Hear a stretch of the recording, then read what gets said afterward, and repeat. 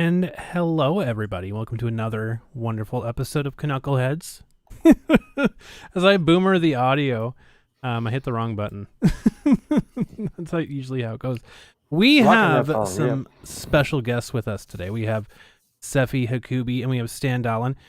Sam will be joining us very, very shortly as soon as she gets into the lobby here in our StreamYards. We'll be digging into the topic. But how the heck is everybody today? Go ahead, Sephi. Oh, butterflies, always. Butterflies. Because I'm doing this sober. I've been sober since June. And wow, I didn't realize how hard it is. But, hi, Sam. Welcome. There we go. We got Sam. Hello. Did I hear you were talking about how you're sober right now? Yeah, well, I meant that butterflies because normally I at least have one drink to kind of like easy, but I've been sober since June, and I didn't realize how hard it was. I'm feeling excellent. Yeah, I've been feeling very good and happy to be here, and hopefully hope to make a positive impact. We lost her. There she goes. Oh no. Yeah. She back. No, that's fantastic. Congratulations. Thank you. It's also nice to meet you as well. Yeah, you too, man. Oh, Sephi. shit. It's okay. Boomering is part of the stream. That's what we do here. Exactly. I was boomering because we're still kind of settling into the new place, and I have my entire desk with my computer and everything, but like there's still some things that aren't quite right, and I was just like, really, god damn it, of course. I'm sorry. I just rebuilt my desk. My wife and I, we rebuilt our home studio, and we built our desk, and we've been up since 5 making sure that everything was right for this. And so far, and I'm knocking on the fake wood that everything's fine, that everything will remain fine. Yes. Oh my goodness. Well, it's not a Canucklehead stream without a little bit of boomering. Just a tiny bit. No. Just a little. Just a little. Oh my goodness. What a topic we have today. So I wanted to assemble the Convengers, the Conavengers team here. Yes. Because we have a lot to talk about today. One thing that we did want to jump into and talk a little bit about is just to outline for people that are listening today and in the future. We want to talk a little bit about like what goes into running conventions. Because at least like we've got 4 people here that have at least been behind the scenes at a very high level at conventions, if not owned and operated conventions themselves. So we wanted to give people a little bit of an idea of what goes into these things, because I know there's a lot of really, really smart armchair convention runners out there on the internet. that really warriors. Yeah, exactly. They seem to think they know everything about what goes into these things, and they know what way more than we do. So they don't have a clue. No, they don't have an idea. I was actually wondering like where they're at. Like I get emails all the time, and I always respond one way. It's like, hey, let's have lunch and let's figure this out. And I'm the only one eating by myself. Exactly. Right. It's so crazy, but like they have all of these ideas, they have all of these things, and I actually it's so funny story, guys. Because I've been keeping this under my hat, but I'm going to talk a bit about this today as well, because we're on the topic and we have a lot of people that are smart about these things on the stream with us today. I don't know if you guys know about a little convention called TayuCon in Arizona. It's not super big. It's not super big, but they just made headlines recently for having their director step down because of stories going around on the internet that were not proven. But that one. Yeah. Figures. Yeah. So I've actually been talking with Gacto, the former director, about the entire situation. And hopefully I'll eventually be able to get him on the show to talk about it entirely. But this is another situation of armchair convention runners going around and saying like, we want this to happen, we want that to happen, blah blah blah. So I'm going to talk a bit about that today a little bit. So remind me later when we dig into that. But I'm going to give you the rundown of what they have demanded and what they're now doing, which is very, very interesting. I'm sure it's not ridiculous at all. Yeah, not ridiculous at all. Perfectly reasonable. Perfectly reasonable. Completely not ridiculous at all. But another topic that we're going to dive into, we're going to give it a little bit for people to file in here so that we can really sink our forks into this, is the We Run Conventions / We Run Anime Conventions. I've talked briefly a bit about this in previous streams, about the Con Mafia. And we're going to talk a little bit about what they have been doing behind the scenes. Some people might be surprised. I know we have some screen captures from some conversations that happened right around the Vic, right when the Vic situation really started to take effect back in the day. So we're going to see a little bit about that, and I'm going to go through the admins, and I'm going to tell you exactly who these people work for and where these conventions, what conventions they run. Some people might be a bit surprised. So that's a bit of a rundown of what we're going to be going on the show today. I know some people that we have on the panel today have their own stories to tell about We Run Anime Conventions and we run conventions. So this is going to be a very, very interesting one. So we're going to go around the panel here, introduce ourselves a little bit. We'll start with the person that is brand new to the show, Sephi. You want to give the audience a little bit of a rundown on yourself? All right. Hopefully I don't take this all night. Can I do this sometimes? I'm Sephi Hakubi. I've been involved in anime since, I guess, 95. And then I've been involved in anime conventions since 2006. My first convention ever was KawaiiCon 2006. It's where I met Stan Dahlin, I think the following year. I just attended 06 and 07. I thought, I was like, oh, this is so cool, and I want to be a part of this. And I kind of got integrated into conventions. First doing my own panels, and then eventually, and one of my things is I was doing videography. YouTube was exploding, and I was just filming all the happenings at conventions. And I follow Stan and his associates to IzumiCon in Oklahoma in 2007, and other conventions beyond. Well, that one and MizuCon year after year up until 2012, and then I ended up integrating, actually becoming staff, working under the video director. Pretty much doing videos, and I guess in a way it promotes the con, but also kind of records like a historian kind of way. And interesting enough, IzumiCon 07, which was actually, I still consider my favorite convention of all time. Everything that I loved happened that year. And unfortunately, that was the infamous year that someone said something happened in a place that didn't exist. But which is interesting. I think that's how I got dragged into this, because if it was literally any other show, I probably would not sit here, or it wouldn't be in my head as much, or I would have doubts. But man, talk about serendipitous. But yeah, I run. My main thing is I also I'm big into music, particularly dance music, EDM, hard dance raves, and I've also been DJing since 2006. Growing up in Florida, I got into dance music. Let's see, where do I go from there? DJing anime conventions were my big thing.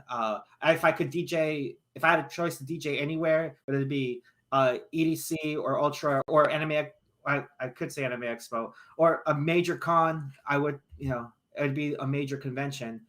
And I've started, I guess I was running difficulties into sometimes playing some of these shows, because I started noticing the politics when it comes to, when I mean politics, I mean the stuff like rack and stuff like that behind the scenes, and it can be very fickle, very cutthroat. And so I started running my own things and making my own businesses, and I've thrown my own anime raves here in Texas. At first it was a company called House of Hakubi Productions. Now it's called Hakubiverse, which is also a music label. And I've been throwing events. I've been throwing events every at least once a quarter. I've got an event coming up February 25th in San Antonio called Night of Fire, which is a Eurodance Rave. I'm bringing Alice of Sin down here for that one.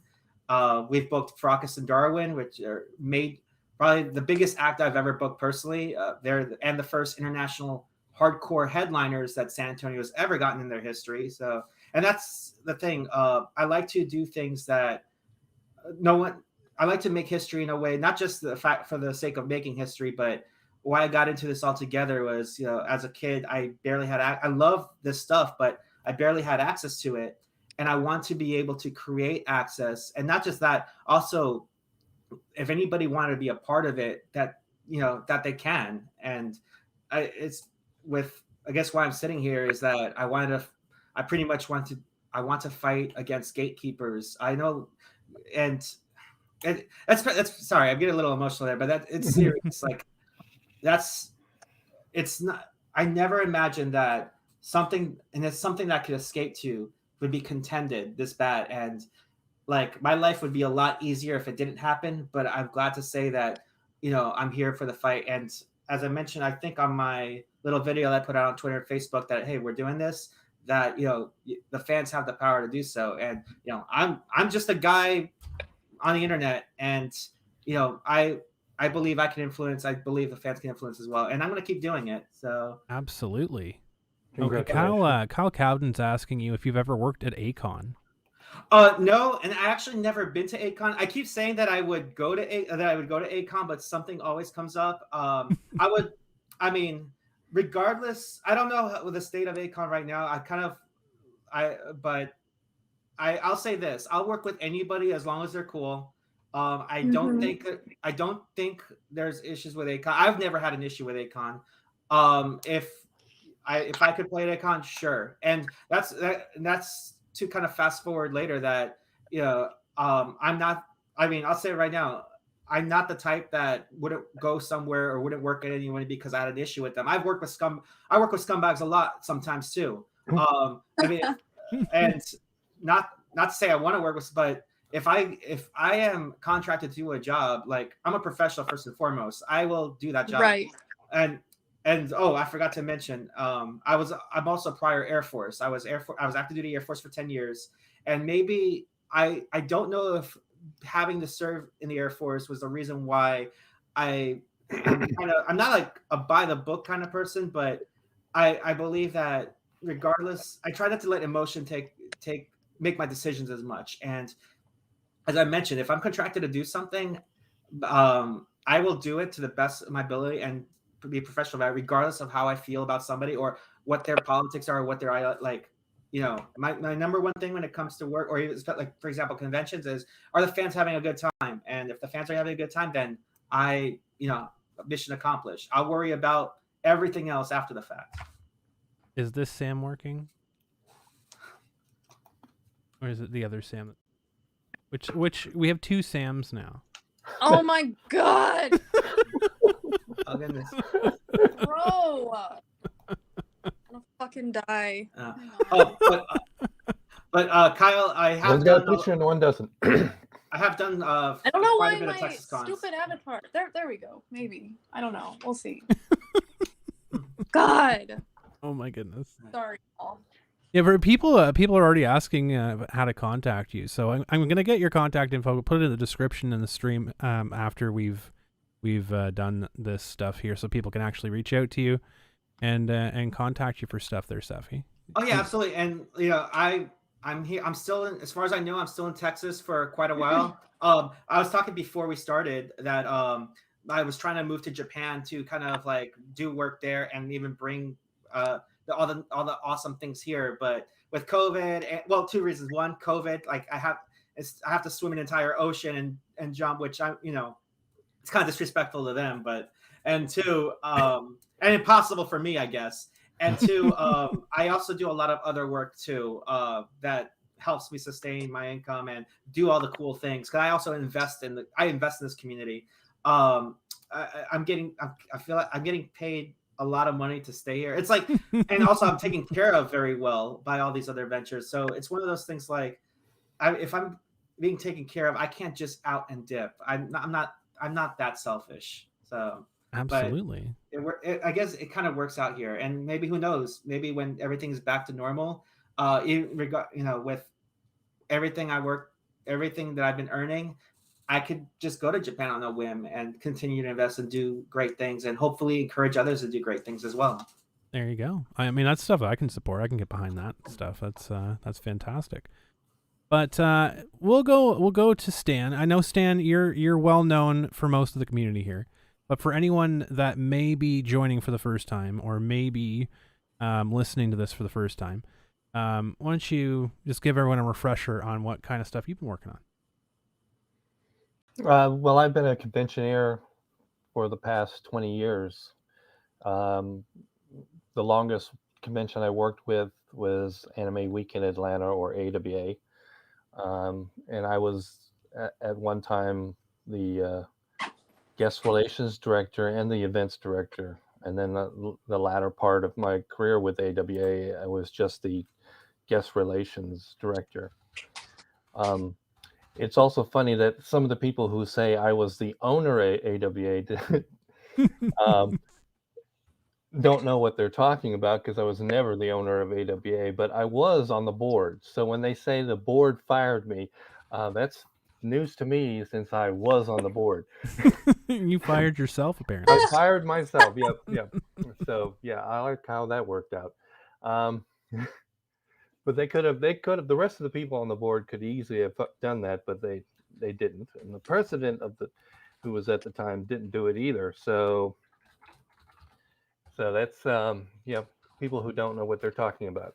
Absolutely. But other than that, I owned 1, 2, 3, 4 other shows, which Sephi mentioned: Kawaii-Con, Azumi-Con, the infamous Azumi-Con, Mizu-Con, and Anime Crossroads. So, and then while I was doing all of that, I was working an actual job on top of that. So people who are saying, did you ever get paid doing convention work? The answer would be yes. When did I get paid? One time a year. Oh my God. And that would be right after the show happened. Yeah. So I got paid 5 times. Well, excuse me, 4 times, because AWA was not a paid gig. Was not a paid gig. I was working for them as a volunteer. How brutal! Oh my goodness! But I enjoyed it. It was, basically my hobby convention. So there you go. There you go. And then Monica named me in some legal documents of harassment of victim, which now apparently you lied. You lied, Stan. Oh, how dare you say that you don't remember? I can't think of what freaking monster would go out there in a court document and say that they don't recall. I like how they say, I don't recall. I said it only one time versus Ron Toya in deposition, who said it how many times? The number of tweets they covered, I think, was over 100. So I don't recall 100 times versus one time by me. Oh, of course, I didn't say the words I don't recall. I said, I don't remember. I have no memory of the events described in bullet point 4 of her response. Exactly. Dare you. My God. How dare you? How dare you? Hello, Dark Strange Nico, Stacy. How are all of you? Harem is in the chat as well. Hello, everybody. We're going around the table here, just giving everybody's experiences so far. Sam, for people who may not know you, because I know you're fairly well known, but hopefully this gets out to a greater audience, and people that don't know who the hell we are. So, just to give people a little bit of a rundown about your experience with conventions. Oh gosh, so it kind of goes back a ways. Pretty much ever since I was a child. My mom was organizing events, like concerts or things like that. So I guess I was always kind of interested in putting on events. And then I went through college. I got my bachelor's in marketing and entrepreneurship. I may go back for my master's, not sure yet. But anyway, right after I graduated college, and all throughout college I was working like concerts and charity events and all kinds of things like that. But I knew I really wanted to try to break into conventions because, you know, growing up, things like Naruto, for instance, or Pokemon or Helsing, things like that. You know, they made me happy, and I wanted to be able to like bond with people who were also interested in that, and just kind of have a shared experience. And yeah, I guess I wanted to just kind of spread that kind of happiness and joy. So I don't know why I tried entering anime conventions, but but you know, I had good intentions. But so yeah, anyway, I was working kind of events, concerts, stuff like that all throughout college, and then after I graduated college, I felt like I was kind of at a standstill. I got a job working for the Omaha Henry Dorley Zoo and Aquarium, best zoo in America, and I'm not just saying that, it is.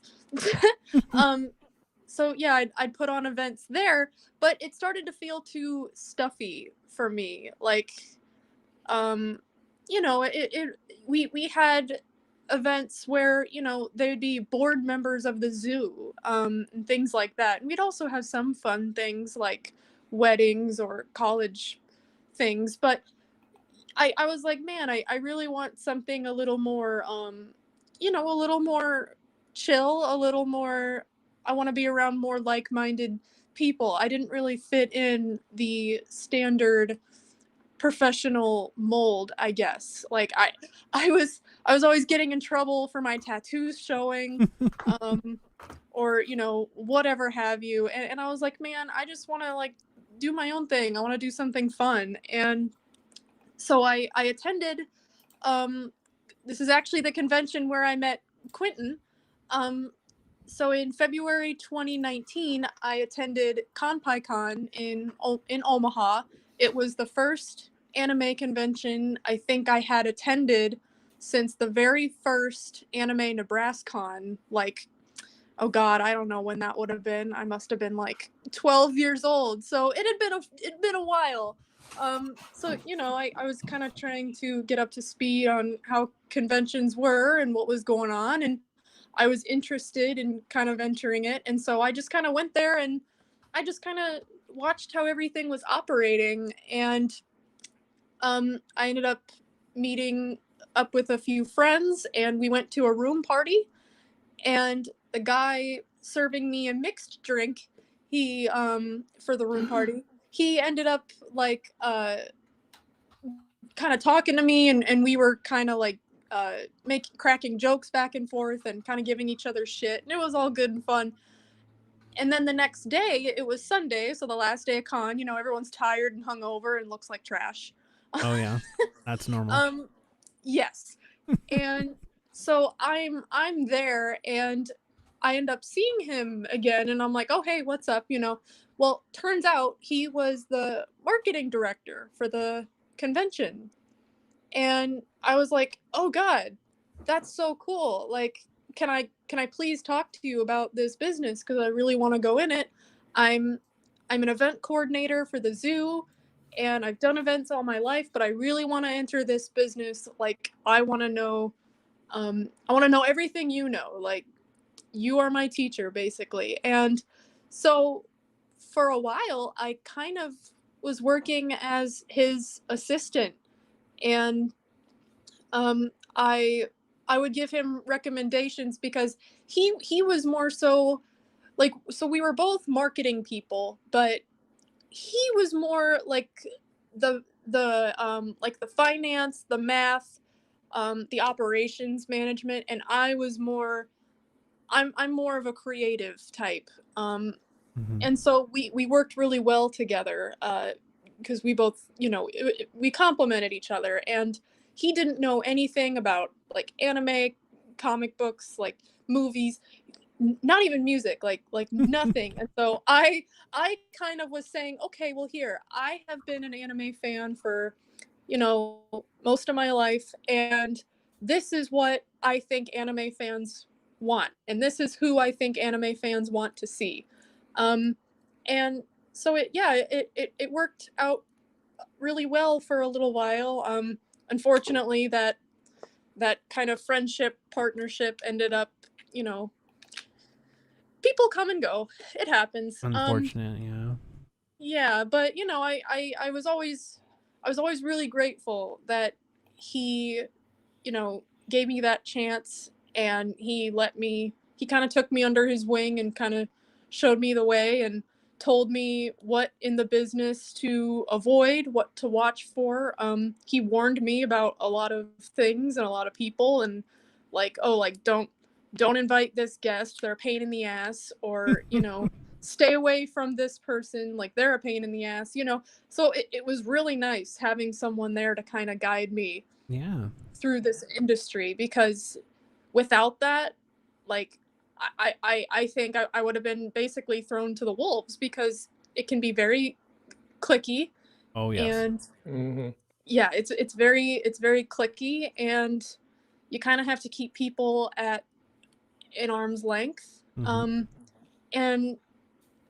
it's kind of sad to me. That's kind of why I kind of started fading away from doing conventions for a little while there, because I was like, man, I wanted to do this because I wanted to give people, a really good time. Like, I understand being, lonely or feeling like you're an outcast, and then you go to a convention or a concert or something like that, and you finally feel like you have friends and you're finally a part of something and you're included. And I wanted to give people that, but it felt like the gossip and the clickiness and just the drama of people who, a lot of people who run conventions and behind the scenes, it felt like that stuff was taking priority over the fans, and I didn't like that very much. So that's kind of why I kind of quit doing it for a little while. And then COVID hit, of course. But and then the COVID nation attacked. And then the coof. Yes. Oh my goodness. Well, that's pretty awesome. I guess now it's my turn to for people that have people that may or may not know me.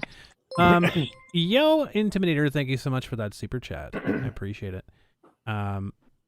There we go. Now it popped up. Turned the big 4-0 today. Happy birthday, Intimidator. So in celebration, here's $5 for you, Crumb. And Stan, thank you for continuously pissing off folks like Monica, Jamie, and Ron. There you go. Wow, it doesn't take much. It's so easy. It doesn't take much at all. So in terms of what I've done for conventions, stuff like that, I've been in and around conventions for quite a long time. Better part of 10, 15 years at this point. It's getting up there. I'm going to date myself, but I started out with I started out by going to Anime North and really enjoying that experience, like way back in the day. And I got into the local convention scene here, and was involved in a couple like small picnics, involved in a couple small conventions, and then eventually started collaborating with what everyone knows me for is Kitchener Comic-Con. And we had we've been through our fair share of controversy. I was basically cooperating as the marketing director and media management and guest relations, wearing many hats for that event. We ended up with the crescendo getting Vic Mignogna and Nick Ricada. Oh my gosh, it's the coof. I'm sorry, guys. We ended up sustaining the fear of the fervor. I guess the fear is Vic's nickname, but it's the Omicron Soye. Omicron Soye. Oh my god, that's terrible.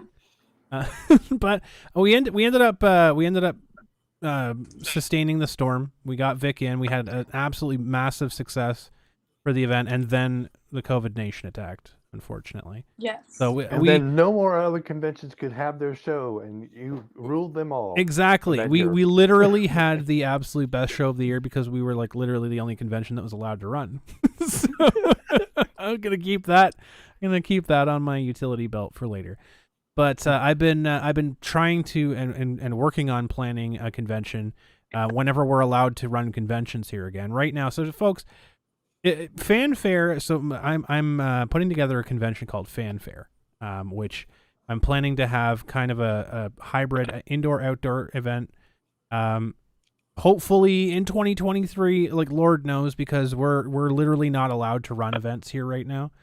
It's really, really bad with the yo-yoing of the restrictions that we have here in Ontario. So unfortunately, I don't. God. Yeah, unfortunately, I don't have a date on when I'm be able to do this because, like, we've had stop and go conventions. We've had Fan Expo run a horrifically bad event. It was a quote unquote limited edition that people just absolutely hated. So and that's like the gold standard for conventions in this area. So if like this big massive corporate convention can't get it off, then there's really no hope for small ones right now. But yeah, so I've been dabbling in convention running, and I've seen firsthand the clickiness between the cosplay community, the other convention runners that have tried.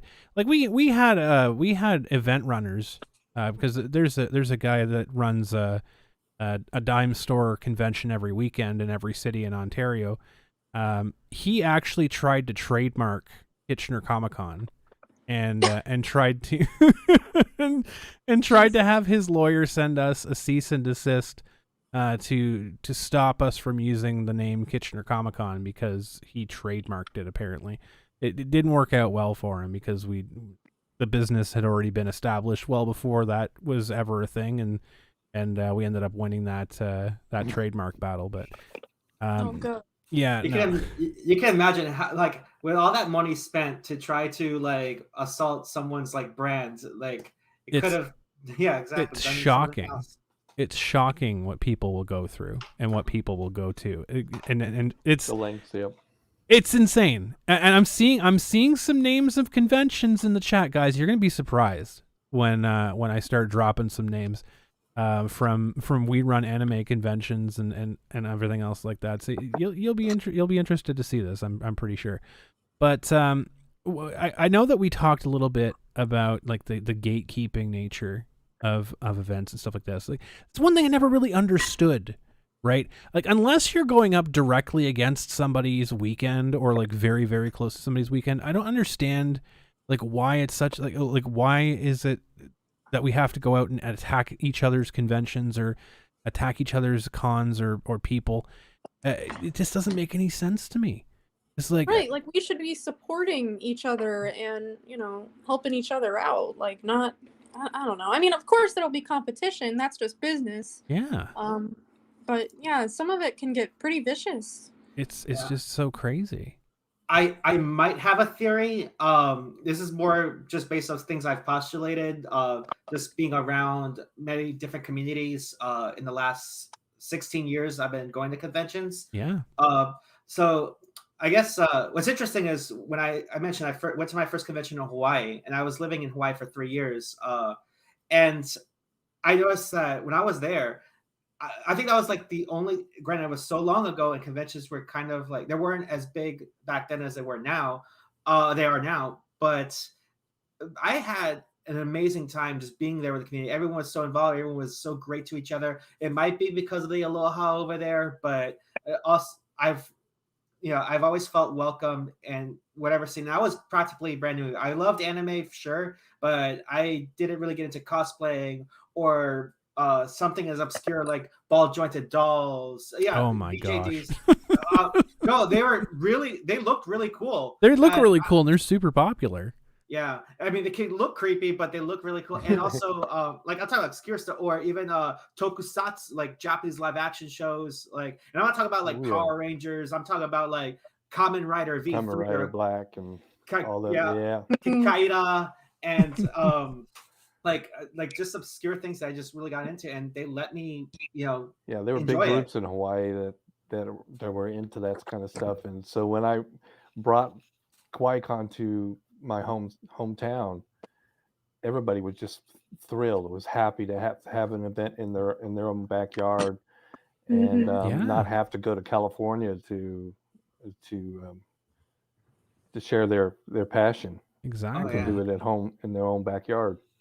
yeah. And then so when I PCS'd, or when I transferred from Hawaii to Florida, the Panhandle of Florida. I grew up in South Florida, but the next space I was at is the Panhandle of Florida. It was a different crowd. Granted, it was kind of smaller. It was like out in the country compared to like everyone, like Honolulu or even San Antonio, but it was a different vibe. Now I had some great friends over there, but that's where I kind of got heavy into the cosplay scene, and I've noticed that certain behaviors uh, are kind of like, there were some behaviors amongst the scene that kind of brought me a little bit of anxiety. It Oh wasn't yes. so it wasn't so, Yes. it wasn't so much that, oh, we're cosplaying. It's now a matter of, oh, I'm a better cosplayer than you, or I profit this much, or I look good, or this is how it's got to be. And I'll be honest, I fell into that trap too, like, because I felt like I have to kind of compete to kind of stay ahead in things, or to be able to enjoy things, to be allowed to get into things. I know better now. I mean, I've known better for a while, but when I first got, I wasn't aware of it until a little bit later. And then I just got out of like I felt like I got out of cosplaying completely. I mean, I still cosplay once in a while, but I'm not too into it, because I mean, I'll be honest, I'm not. I guess I can't say I'm not as skilled a cosplayer as those that have actually put in time year after year. That's why now I guess I DJ and I'm into music, because I have put in that time, and I felt like I can be an authority for this thing. And when I say that for lack of a better term, because I've always said the rave is there for anybody, and not one person owns the rave. Yes. And I still believe that. But I feel like now I can speak to it because I've worked at it for so long. And even there's drama in that too. When I moved to San Antonio, that's where like I knew for sure that was the case. Like it was never like, it was like, this is a better this is a better DJ, this has better music, this has all sorts of stuff, and even cosplaying and everything else. And I think part of it is, if I remember before, because before the internet, I'm going to say it this way, and I say that I mean like the mid 90s. I know the internet has been around, and the internet's been around for a while, but before the internet was like popular with the typical consumer, uh the media that we're subjected to is normally controlled and standard by those that can deliver it. Television, radio, and I correct me if I'm wrong, because I don't work in media. Haven't worked in media back then. There's not much that we can do or say to influence what gets brought on there. I mean, other than I guess lobbying, right, or getting getting people to lobby, however that works. But now with the internet, we can provide that content, and we can put our face out there, and depending on what we can what resources we're willing to give, or what deals we can make, we can actually build our influence. Now that the power to gain influence is a little bit easier, I mean, or even much easier to obtain, now everybody is going to kind of wants that. Mhm. I'm pretty sure that nobody would know who Pokemon is, rest in peace. But Banned. yeah, no one would care. And I can't say one way or the other. I don't pay attention. I'll be honest. Sure, she's okay. She's an okay person, but I don't pay but like, no one know who that is without the ability to get in. I mean, same even with me. Like, I probably, if it wasn't for the internet, if it wasn't for the internet, I'd probably do cybersecurity full time, have a typical American home life with a wife and kid, and all I do is come home and have dinner with, like, live like a normal dad. Now I do that and perform whatever. But the internet gave that channel. But now that everybody's now everybody typically has that power. They kind of want to seize it for themselves. Mm-hmm. And when it gets to when it gets in the hands of people that are irresponsible, things go wild. And I think that's why we have these group, and not one person can do it themselves. That goes to show that it takes a team to run things, and sometimes unfortunately when you have enough terrible people working together, you have a terrible team, and you have these communities that gatekeep and cause damage to the community, the overall community at large. And I think it's a cycle. Again, I'm not a psychologist, but I feel that could be it. And even recently, and I've got some, like, I guess, emotional issues that I deal with too. I still do. And recently I learned about I guess the cognitive something model, the cognitive behavior model, where you have your thought. Yeah, it's chambered. It has 3 chambers. You have your thoughts, you have your emotions, and then you have your feelings. Sometimes like things happen, like your thoughts, your emotions, your feelings, they influence each other in some way. And your thoughts, like your emotions, or not emotion. Wait, I messed up. Your experiences?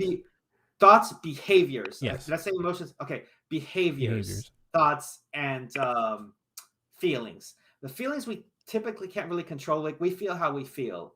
We either feel sad, we feel angry, we feel happy because of what our thoughts or behaviors might have influenced. And sometimes we can't really control those, but we can control how we react or become proactive. I guess and this is still important, but I won't get too caught up in it. There was an incident that happened at a convention in Austin back in June with a voice actor that I've respected a lot. And after I found out how disrespectful this person was behind the scenes, I was sad at first, yeah, but I got angry later on when I've talked to some close friends about what has happened, and they've revealed certain things to me. And ultimately it comes down to, and I can't stand hypocrisy. And what I mean by this is, like, look, so this person does a lot of work trying to, fight against bullies and is providing safe spaces for people that have been bullied. And I've attended those places and I felt like I could talk to everybody else. You know what? If somebody doesn't like me, that's perfectly fine. We don't have, I would love that we could all, like, get along and like each other. I know that's impossible, and that's whatever. But don't go out and say that you shouldn't be a bully and become a bully yourself. And this is like for someone like, and this isn't someone that is a bully with a cause. I'm talking about this guy was just being mean. And I might, there might be something underlying, but I don't know. It was very upset, and I drank myself stupid that night. Probably said some things that probably should never come out of my mouth. And from there on, I guess I realized my thoughts and my actions, and I'm like, you know what? I need to take control of this, because this isn't me, and I can't let somebody. And I've never lately. I don't have to say this happened the whole time, but I want to say at least the last half decade, I never let anybody influence how I'm going to live my life. That's good. And so I did say, it could be an influence, a good influence, as far as I quit drinking altogether, and I made a conscious decision not to drink alcohol. But that's pretty much the incident that it led. But going back to my point is, like, they all influence, like, your thoughts, your behaviors, and your feelings. They influence each other. You can control your thoughts and you can't control your behaviors. And that's what I've been focusing on. And once I changed the perspective that, you know what, like, people tell me that I shouldn't or can't do this, or, to make me feel a certain way and make me feel depressed or feel angry, or that I could, but I've had other people at conventions that I have been a guest at that would go to my panels, or I would sit in somebody else's panels, and I would have attendees would say that they don't sing because they feel like they're going to get bad comments, or they're going to get bullied or whatever. Yeah. So I asked her, we urged her to sing. She was trying to build up her confidence. And then when she sang, she sounded absolutely brilliant. Like, if I was making music that year, I mean, I probably will. I'll look out for her. I have her on Instagram. I gotta look for her, but I would go out and say, hey, let's collab. And then I would tell her, and then I've told everybody in that panel that, you know what? Sometimes we just need to change the perspective. Now, I don't know if that's professional. That now this isn't professional advice. I have to keep reiterating because it's not necessarily good on me. It's necessarily the best way I should go about things. But I tell people sometimes instead of being sad, be defiant. Like a comment is still a comment. If I make a YouTube video and it's terrible or whatever, and like they say all these nasty things, a comment still counts. People still watched me, or people still listen to my set. Yep. And I'm like, hey, I wish somebody called me a bundle of sticks. And somebody actually did, a bundle of sticks. I'm like, my God. But I'm gaining a reaction. Now I understand, like advanced level, it's not healthy. I guess it's not healthy for me to do so. I'm trying to get to where I like in the happy medium, but I've acted very defiant to get to where I want to be, because it's the whole anything you can do, anything you can put your mind to, and I've taken that to the next level. Yeah. But I also got to consider, and I mean, if you can go with that, I mean, don't. I'd rather nobody just be inactive because they feel like they're worthless or anything like that. But I got here. Now I'm going to try and get to there, so that way I could just be happy no matter what. So well, it's about listening to the right people, right? Yeah. Listen to the right things, because like people talk about stuff all the time. People talk, and they will say one thing I learned. One thing I can actually shout out High Res Studios for, and Smite in particular, for anyone that plays that video game, League of Legends, those like Dota, those types of games. Those games have taught me one thing.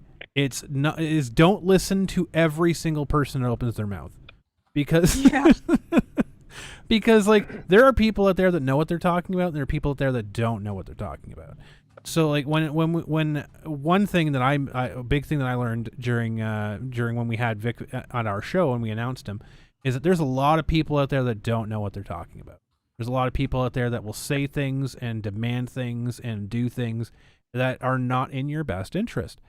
I wanted to talk about this briefly. I think we have enough people here to chat about this. So I was talking with the former director of TayuCon in Arizona. Now, for those of you who don't know, TayuCon just recently forced their director to step down, fired, or like what have you. He voluntarily did it. I don't really know.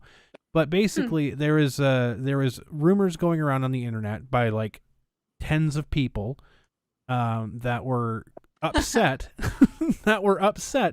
that the director of the former director of TayuCon now, Gacto, had consensual relationships with people, and they demanded, like they conflated these stories like horrifically. Go to the gulag. Bad. What's that? To the gulag. To the gulag. To the gulag. He had consensual relationships with another living, breathing human being. Off with his head. Off with his head and his other head. So I looked into as much as I could. I looked into every single claim that was in there. It basically all came back to like the same handful of people that were upset that they saw him with somebody else and they didn't, and the person that saw it didn't consent, but the person that he was with consented. So I mean, the whole cuck-sent thing. So it was very someone weird. You're forgetting to ask? Yeah, like who did you forget to ask? But like everything I saw was, we consented at the time, and then I thought about it later, and it's like, okay, come on, hold up. I wonder how long it's gonna be until like it is kind of funny how like things just come full circle. How long it's gonna be before I'm not allowed to have sexual relations with my own wife? Exactly. And yeah. Oh, I was gonna say in any other position but missionary, like God intended.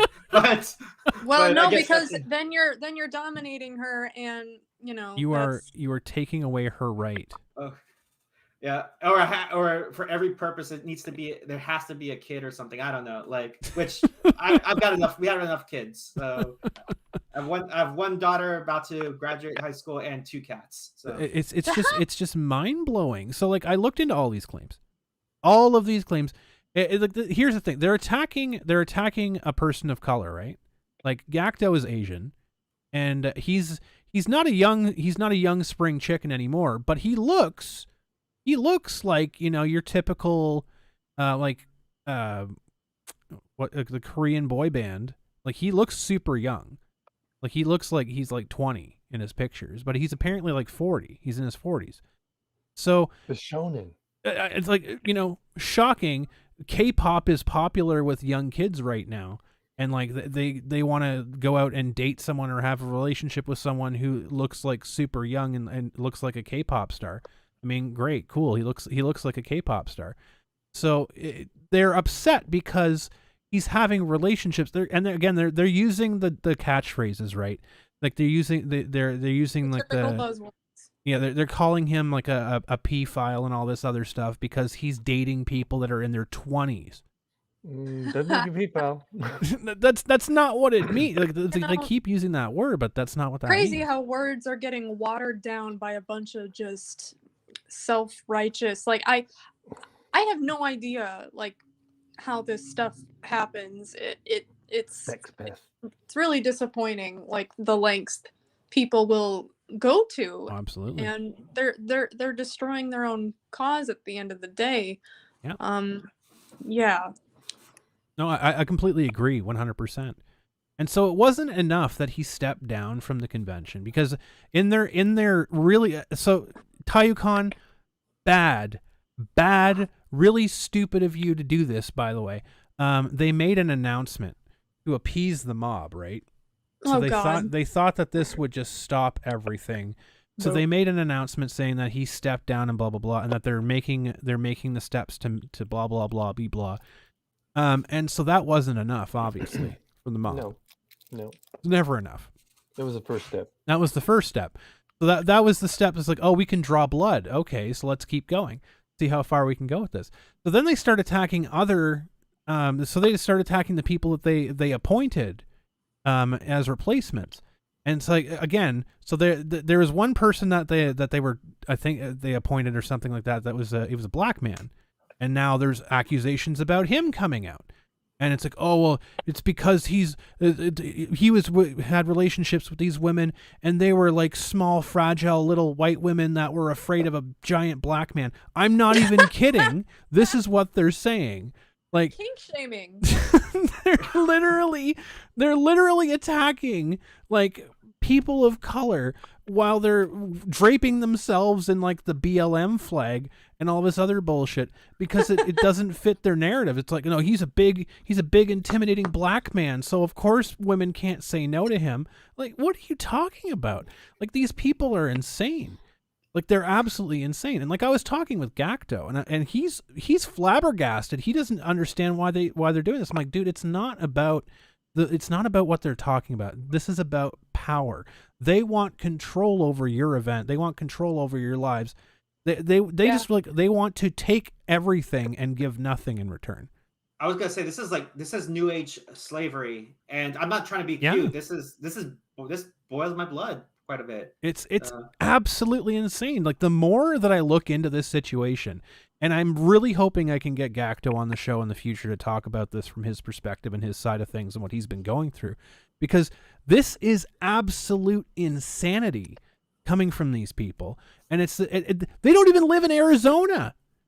Like, this right. It's always the people who aren't gonna attend anyway. It's always the people who, you know, blah blah blah. And I remember seeing I think Mars Girl being like, when Vic got, you know, canceled from LACC, and she was like, oh, I was gonna buy a 1-day pass. It's like, no the fuck you weren't. Like, just can't even buy herself a couch. She had to crowdfund money for rent. She had to crowdfund for a couch. I was gonna say, well, okay, a couple things. I was gonna go back to something that Sephi said, and also Gav had a question in the chat for me. I don't know if you want me to answer things now or later. You can go for it. Yeah. Okay. Anytime. So yeah, the first thing, Sephi, you made you said something like you had a really bad experience one night and then you like drank a lot. So that was one thing that made me realize I had to step away from doing conventions also is so I started a really bad cocaine habit, and because I was working conventions and I was working events at the zoo, and I was also at working at a club, and I was just trying to get by, fresh college grad, trying to pay my bills, and I was just working my ass off, and I got introduced to coke from people in the bar scene and also people in the convention scene. People in the convention scene, you wouldn't believe, like, all the people who are literally on coke while they're working, and Amanda Winley. yeah, and like whatever, like to each their own. I'm not judging, clearly I fucking did it, but it was, and I remember thinking, well, like I'll just do it once or twice, but I ended up kind of falling into a binge addiction, and I just remember thinking like I can't do this anymore, and um I had some friends meet up with me at one of the conventions I was doing, and they knew that I was trying to be sober from cocaine. And I literally snuck away from my friend group, went and did some coke with another convention head, and then I went back to my friends as if nothing happened. And meanwhile, they think that I'm trying to be sober, and I just felt so guilty. I was like, I can't live like this anymore. Like I'm trying so hard to like keep being the life of the party, keep doing all this work, keep making people happy, and I'm overworked and I need to step away. So yeah, I've been sober from that now for almost 3 years. Oh man. That's awesome. Yeah. Yeah. It was hard, and I'm not saying that just because it's there I had to do it, but it's hard when you're trying to better yourself, and you have to pull yourself out of that situation. And I don't blame the people who were supplying me or who were, encouraging me to do it. I made my own choices. That's on me. So but still I felt like I had to remove myself from the situation in order to better myself. And yeah, if something isn't adding to your life, if it's just, kind of sucking you of all your life and your happiness and, your physical and mental well-being, like that was, yeah, it's not worth it. It's not worth it. Yeah. I've actually been. And first of all, I'm really sorry that you had to go through all that. I mean, I haven't seen it at conventions. Not that I don't think it happens at cons, but definitely in the nightlife scene. And like, Yes. It and definitely does, yeah. like I'm thankful that I never. I mean, well, part of it is I can't because, as I mentioned, I was active duty Air Force, and that ruins your life like right away. But Yeah. I mean, but beyond that, like it's. I didn't realize how toxic, and it's another long conversation that I'll probably save for later. But at least in San Antonio, we had the dark ages, and it was just so much screwed up stuff, and I hated that was existing in things that I loved, and Yeah, me too. that's why I kind of worked hard to try to do it. But something I had to learn is that I guess I can't be the hero for everyone. It's impossible. And Yes. I felt like I've done that. I've worked hard to be that so much that I've kind of worn myself out. And not only that, or even worse, have I paid attention to what really matters, like my family and all that? And like, I'm always on the grind. I don't watch TV anymore. I do all these jobs that I do, and then whether it's the community or anything else, or I come home and maybe I'll like not lately, but recently, I come home and I barely get to spend an hour with them. And I remember Nick Rekieta actually talked to, and this impacted me too. I don't remember all that he said, but he said something that like, you know, your duties to your family, and you know, for I guess Yeah. I don't know, for me, at least me as a man, like my duties to my family. And I felt like when I heard that, I was like, shoot, I let my folks down, and I've had to change that around, and I had to take steps in doing it. What's now as far as I was also, and I can also say I'm not addicted to alcohol. It was kind of more like I was hurting and I needed something to numb the pain at night. So Yeah. luckily I was able to get out of that. But probably what I could say that what's another terrible addiction is that, you know, I always talked about, I just want to leave the industry. Like this is giving me, this industry is pissing me off. This industry is like just making me angry. I'm not happy with it anymore. But for some reason I just can't get away. I've tried to retire so many times, and I'm just like, I can't just leave. I like I like performing. I like being on stage. I like working the inner workings. I mean, I became a promoter. I'll be honest. I became a promoter because I needed to make my own opportunities. And when I was able to do it, it was fun. But all the blood and sweat that I had to put into it, that, I mean, as much as I'm proud that I got to do it, that stuff's not fun at all. And again, No. I know what you've gone through as well. And I'm sorry that happened to you. And don't worry about what happened. I mean, learn, but don't beat yourself up over. I'm not saying that you aren't, but it's not happened yesterday. What you're gonna do tomorrow. Yeah, absolutely. And I think my breaking point was actually there was a night that I'm pretty sure I nearly overdosed, if not did overdose. I had all the symptoms, and I actually had a friend of mine who slept in bed next to me to make sure that, you know, I wouldn't like die in my Oh my sleep. goodness. Like Wow. they were holding me because the paranoia was really bad, and my heart was beating out of my chest, and I was throwing up. Like it was horrible. And like the next day I was like, what the hell am I doing? Like I don't want to do this anymore. This isn't worth it. So yeah, it's you have to find a balance. And I felt like you have to have boundaries, and I felt like I didn't have boundaries. I was letting too many people in. I was letting too many things influence my decisions and my life and my well-being, and you can't do that when you're in entertainment, because True. Yeah, and and sometimes you don't even have to do everything. I like this year, I kind of reduced the number of times I've been on Twitch because I felt like I've plateaued, but I know I can go further if I actually go back to make a lot of music at one time. So I've kind of been limiting my performances. I mean, we still have shows here in Texas. I've been limiting my performances, and that's part of why I bought my new desk, is that, and I want to make my environment easy so that I could actually crank out music and let the music that I make speaks for itself. yes. So. Oh, I was gonna answer. Gav had a question for me. I think there were a couple questions for me. So Gav, let me find it. Sorry. No problem. Where the fuck is it? Marketing manager.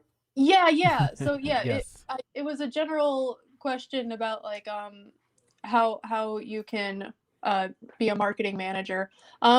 Honestly, I would say exactly what I did. Networking. Because when I was in college, and you know, everyone told me like, oh, you know, you can tailor your resume all day long, and you can apply for jobs all day long, but at the end of the day, a lot of it is who you know. It's And very true.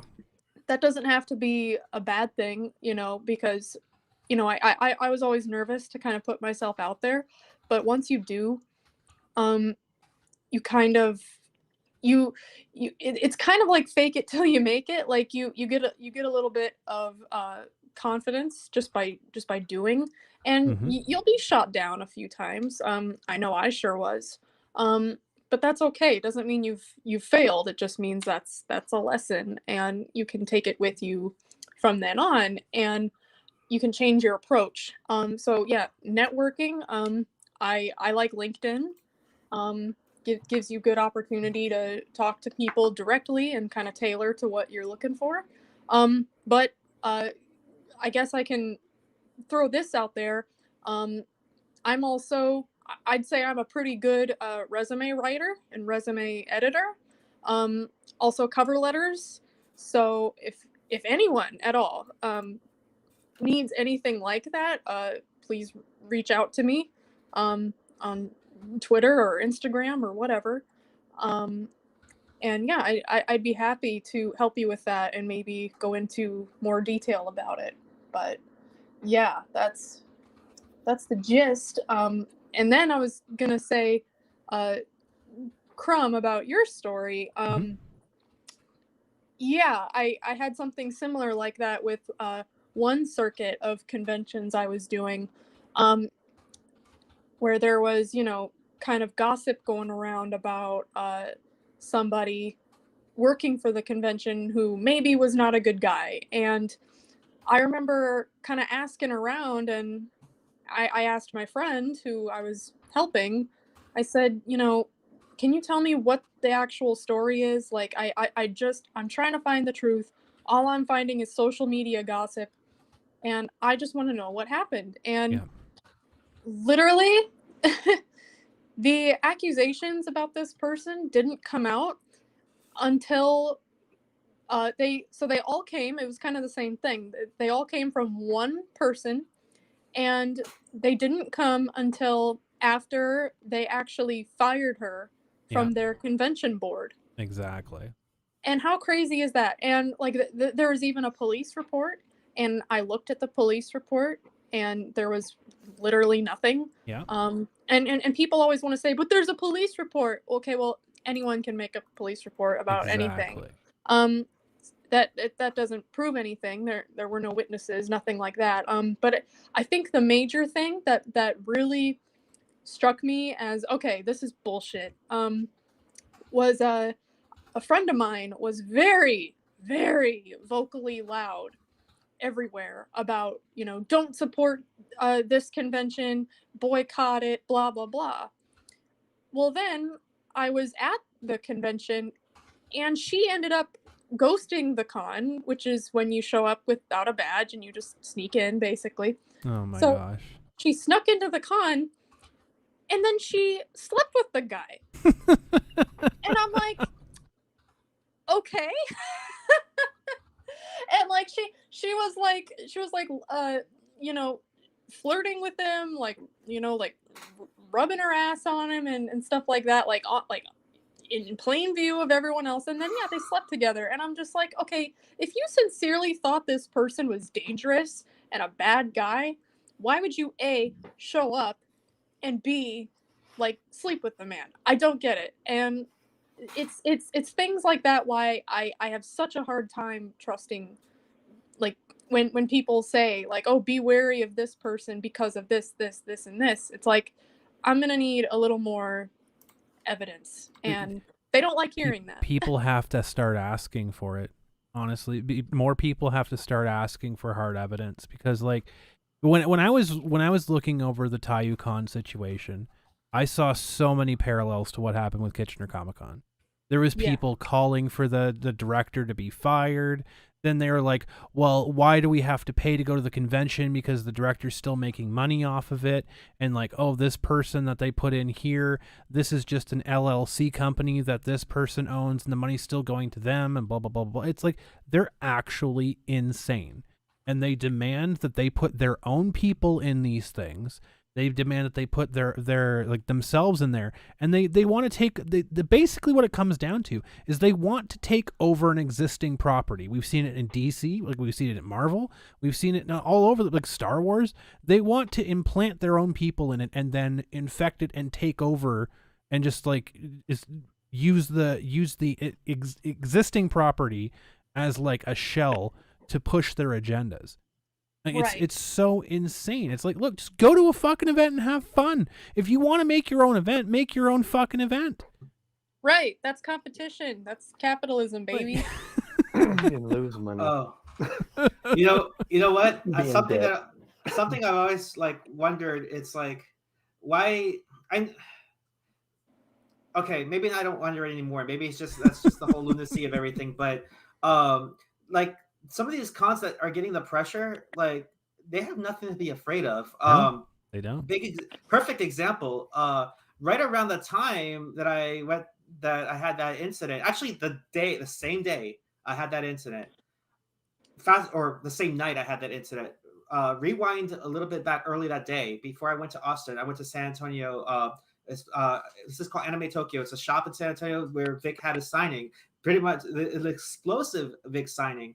I knew that I should get there early because I knew the line was going to be big. I just didn't know how big, but I was running late because I actually didn't have plans to go to Austin. I had a friend of mine who runs conventions himself asked me for help to do something in Austin. So before I went there, I had to pack some of my gear. And then I told him, "Hey, I'll go, but I need to go to this one shop in San Antonio first." But as I was packing, I showed up not late, but really close to opening, and the line snaked around the mall, the shopping center, and I was like, at first I was like, "Oh crap, I'm gonna be here for a while," but at the same time, I was like, "Awesome," because that shows how much support Vic is getting, and exactly. And Anime Tokyo was getting quite a bit of heat, but they stood their ground, and you push through it, and you see the dividends from it. Oh yeah, and right. I don't know bend to the mob. Yeah, I don't know what the numbers are, but it's like someone said 800. It looked like 1,000 by when it's all said and done. But what's interesting is that 800 is with Vic by himself. No, you don't have to pay to get in. Yep. Barely, and with all the heat that's been getting, and there's a convention that happened that same weekend. Like that, those numbers are like typically what a successful first year con can get. It's so huge. long as they don't spend a lot of money. Exactly. And that was just with one guest, no other events, no other stuff. Exactly. And so this is my point. There's a couple questions in the chat that are very, very good here, and I'm gonna get to them in a second. But this is my point. If you have a hobby shop, if you have a card shop, you have anything like this, and you don't charge to get in, okay? How many customers do you have in a day if you're like a hobby shop? Maybe 60, 70 customers a day? If you have like a Vic Mignogna at your show, or a Quentin Flynn at your store, or a Quentin Flynn at your store, signing autographs, there's no admission, you have 800 to 1,000 people walking through your store. Guaranteed, right. There's at least 70 people buying something, if not double that. Like, right. This is with all of the controversies out there. Nobody fucking cares about the controversies. Yeah. Like the people that no one cares. No one cares. The people that I can say firsthand, the people that screamed the loudest against Kitchener Comic-Con were first in fucking line to get an autograph from Vic. Oh, of I'm course. not even kidding you. And what a lot of these people don't know either, because maybe they're not so vocal. The other guests aren't so vocal about it. I'm not gonna like name names and put their business out there. It's not my thing to share. But at the last few conventions we've been at, there's been other actors or actresses who will come up to us and be like, I saw what you guys were going through, and I'm really sorry, and like we support you, and I understand, like I've been the victim of a mob too, so blah blah blah, and and just because they're not vocal about it on Twitter or whatever, like the rest of these loons are, that doesn't mean that other people don't support them. And exactly. I remember one of the actresses at one of these last conventions Quentin and I did together. He was the guest, I was just his helper, but I remember she actually told me, she had a fan come up to her, and her booth was right next to ours, and I think like we were stepped away for a second, and this fan went up to this guest and was like, oh my God, like, can you believe like Quentin Flynn is here? Like, don't you think that's a little weird? Like, oh my God, like, why are you talking to him?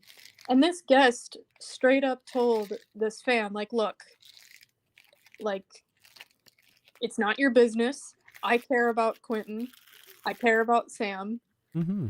And you don't know the story. You're just judging based on what you saw on Twitter. And I don't want to hear it, basically. So they got shut down by another voice actor. And it's like, The world needs more of that. I got put honestly. in their place. Yep. The world needs really, more yeah, of that. yeah, definitely. And it's like, man, ugh, like there's so much more to life than the mob There and is.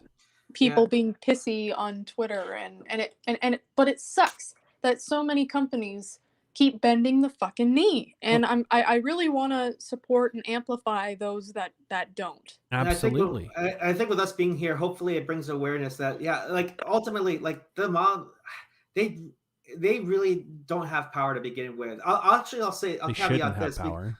Yeah. Oh no, they shouldn't. Like, I'll caveat with this: they don't know what a mob is until a real mob happens. And I'll just Very say this: true. I know about real mobs. These are just a bunch of lunatics. They're LARPing like activism. I've seen Yeah. actual activism. I've lived it.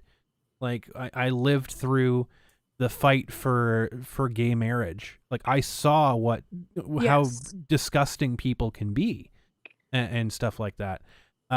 Ragnarok Knight. I wanted to address a couple things that Ragnarok Knight Harriman posted in chat here. By making your own event requires money. Also, if you don't have any backing and rep, it's unlikely to succeed. That's why they infect popular conventions. And why create your own when you can just snatch other existing conventions for yourself? So, here's the thing that people on Twitter on Fantasyland don't understand. You don't necessarily need money to start Right. up your own event. The I whole think the money is whole being dropped in their hands. yeah, No. it's like the whole thing behind creating a convention, which a lot of people have forgotten about, much of the corporate conventions have forgotten about along the way, is that it's the community that builds Yes. the convention. You can throw as much fucking money as you want into it. That doesn't build a community. You have to build the community from the ground up, because once you get that fan base, then your fan base reciprocates that by buying merchandise, by supporting you. So Mhm. so hold some free events, like go out, have a fucking picnic, go out and do community events, go out and do bonding stuff, so that you can build a group of people, so that when you actually eventually do either find the grant or find a loan or find someone with a credit card to fucking rent a space for yourself and hold an event, you have people showing up, and then you're catering to people that already like the stuff that you do, instead of infecting and destroying and hollowing out an event and then forcing your own shit into it, and then no one fucking goes to it because that's not what they were there for in the first place. It happens all the time, and this is what events and indie and whatever else need to fucking get on grips with here. They need to understand they got to stop catering to these people because they aren't part of their community. They're outside of their community. They're not their fans. They don't pay their fucking tickets. They don't pay their fucking bills. So why are you destroying your own community to appease someone who's not even going to support you in the first place? Right. It makes no sense. It makes Unfortunately, no sense. I can definitely speak for this.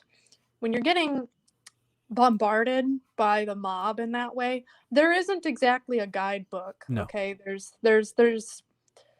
when you I should don't write one. totally understand. Please do. Holy shit. There really is no set of rules, and so it's like, oh my God, like I remember when we were going through it, we were just, it's like we had no idea what to do. I mean, like we've both gone through our own little set of shit. I mean, that's just life. Like, obviously he's got an audience, and so he was used to like a mean comment here and there, and whatever. But like a mob is completely, like, when there's an entire movement seemingly out to get you, out to ruin your life, out to take down your livelihood, out to ruin your business. Like, And it's coordinated. it's very coordinated.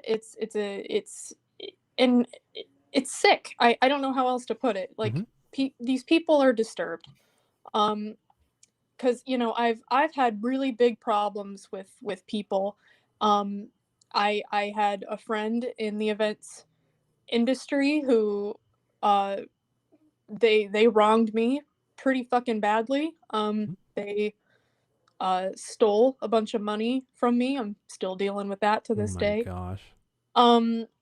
They kind of stole a lot of my convention ideas and my various things like that. Basically just business spats. And they still run events to this day, but I don't go around bad-mouthing this person because I would rather just leave it behind me. And I am not the moral arbiter, okay? Like, yes, this person hurt my feelings, yes, they wronged me, but like, I just don't have the motivation to go out and try to like make a mob to this person. And so I have such a hard time. I always want to put myself in other people's shoes, and I just have such a hard time understanding the mentality behind the attack mob. It's like, you know what? If this convention is run by people who you say are bad, and the convention's bad, or the guests, are terrible people, okay, let the fans decide that. If the con fails, if the guest doesn't get, Exactly. any autograph sales, then okay, the market has spoken. Exactly. But and I guess that's kind of a libertarian view, but yeah, it's like in some ways, karma. let the real fans, yeah, exactly. Let the real fans speak for it. Like, you don't have to be the moral arbiter of what's right and wrong. And if you don't like the event, to you, Sam. Sorry, go for it. The question to you, Sam, to this person, without naming them, have they been able to run a convention lately? No. What's funny is that they were always working for other people's conventions, and then kind of right before we, I kind of had to cut them out of my life. So yeah, this has been a couple years at this point. Well, I mean, they recently tried to kind of come back into my life, and I tried to let them in, and of course that never ends well. If people, sometimes shit happens for a reason, and we should just leave it alone. But yeah, so right before we fell out of touch the first time, they were like, "Oh, I'm gonna make my own event. I'm gonna call it this, and I've got these staff, and like you can help me, blah blah blah." And then the first year that they were gonna have it, when we weren't in touch anymore, COVID happened, so they couldn't hold it. And it's like. It's like, I don't have to be the moral arbiter, because eventually people will answer for their actions, and I don't have to play God. Exactly. Let the market work it out. Nor should you. No. Yep. I have my own life to worry about. Well, and like I can say to people, it's like, if you don't like an event, you don't like somebody at the event, you don't want to support them, then don't support them. Don't go. Don't go. Don't go. And vote don't with your wallet and your feet. Then allow the people that want to go to this event and want to go to support it and want to go to support that person, let them fucking do it. Let them have it. It's not going to change your life. Yep. You'll find out. Like, go karting. Like, no one fucking cares. Like, go do something productive. Go plant a tree. Like, do something other than just try to destroy people's like escapism and fun. Like, I don't understand that, but it's a very coordinated effort, and this is going to bring us into the main topic for today. It's a coordinated effort, and we see it all the time, right? We see it all the time. I was briefly a part of We Run Conventions, which is a Facebook group of people.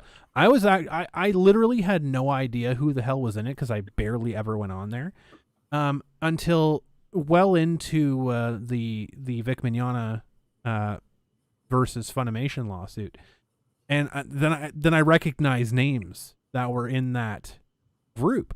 Now, I didn't realize until a little bit later that We Run Conventions also, it's a splinter group from We Run Anime Conventions, which is commonly referred to as RAC. You're going to hear us talk about RAC a lot.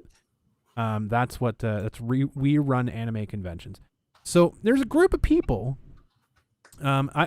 Before I start going into the names and conventions that are involved in this group, I know most of the people on this panel right now have had interactions with this group and or the people involved in it. Yes. Yeah, Jesus. Yeah. So we'll go around. Sephi, I know you've had some interesting experiences with RAC. Yeah, well, more indirectly, but yeah. I actually didn't know that it was RAC until much later. So as I mentioned, when I was in the Air Force, I moved to different places, Hawaii and Florida, and then finally I settled in San Antonio. Well, when I got here in San Antonio, San Japan, hope most of you that are watching know what that con is, who used to run that con. I say used to very loosely because I don't even know if that's still true. The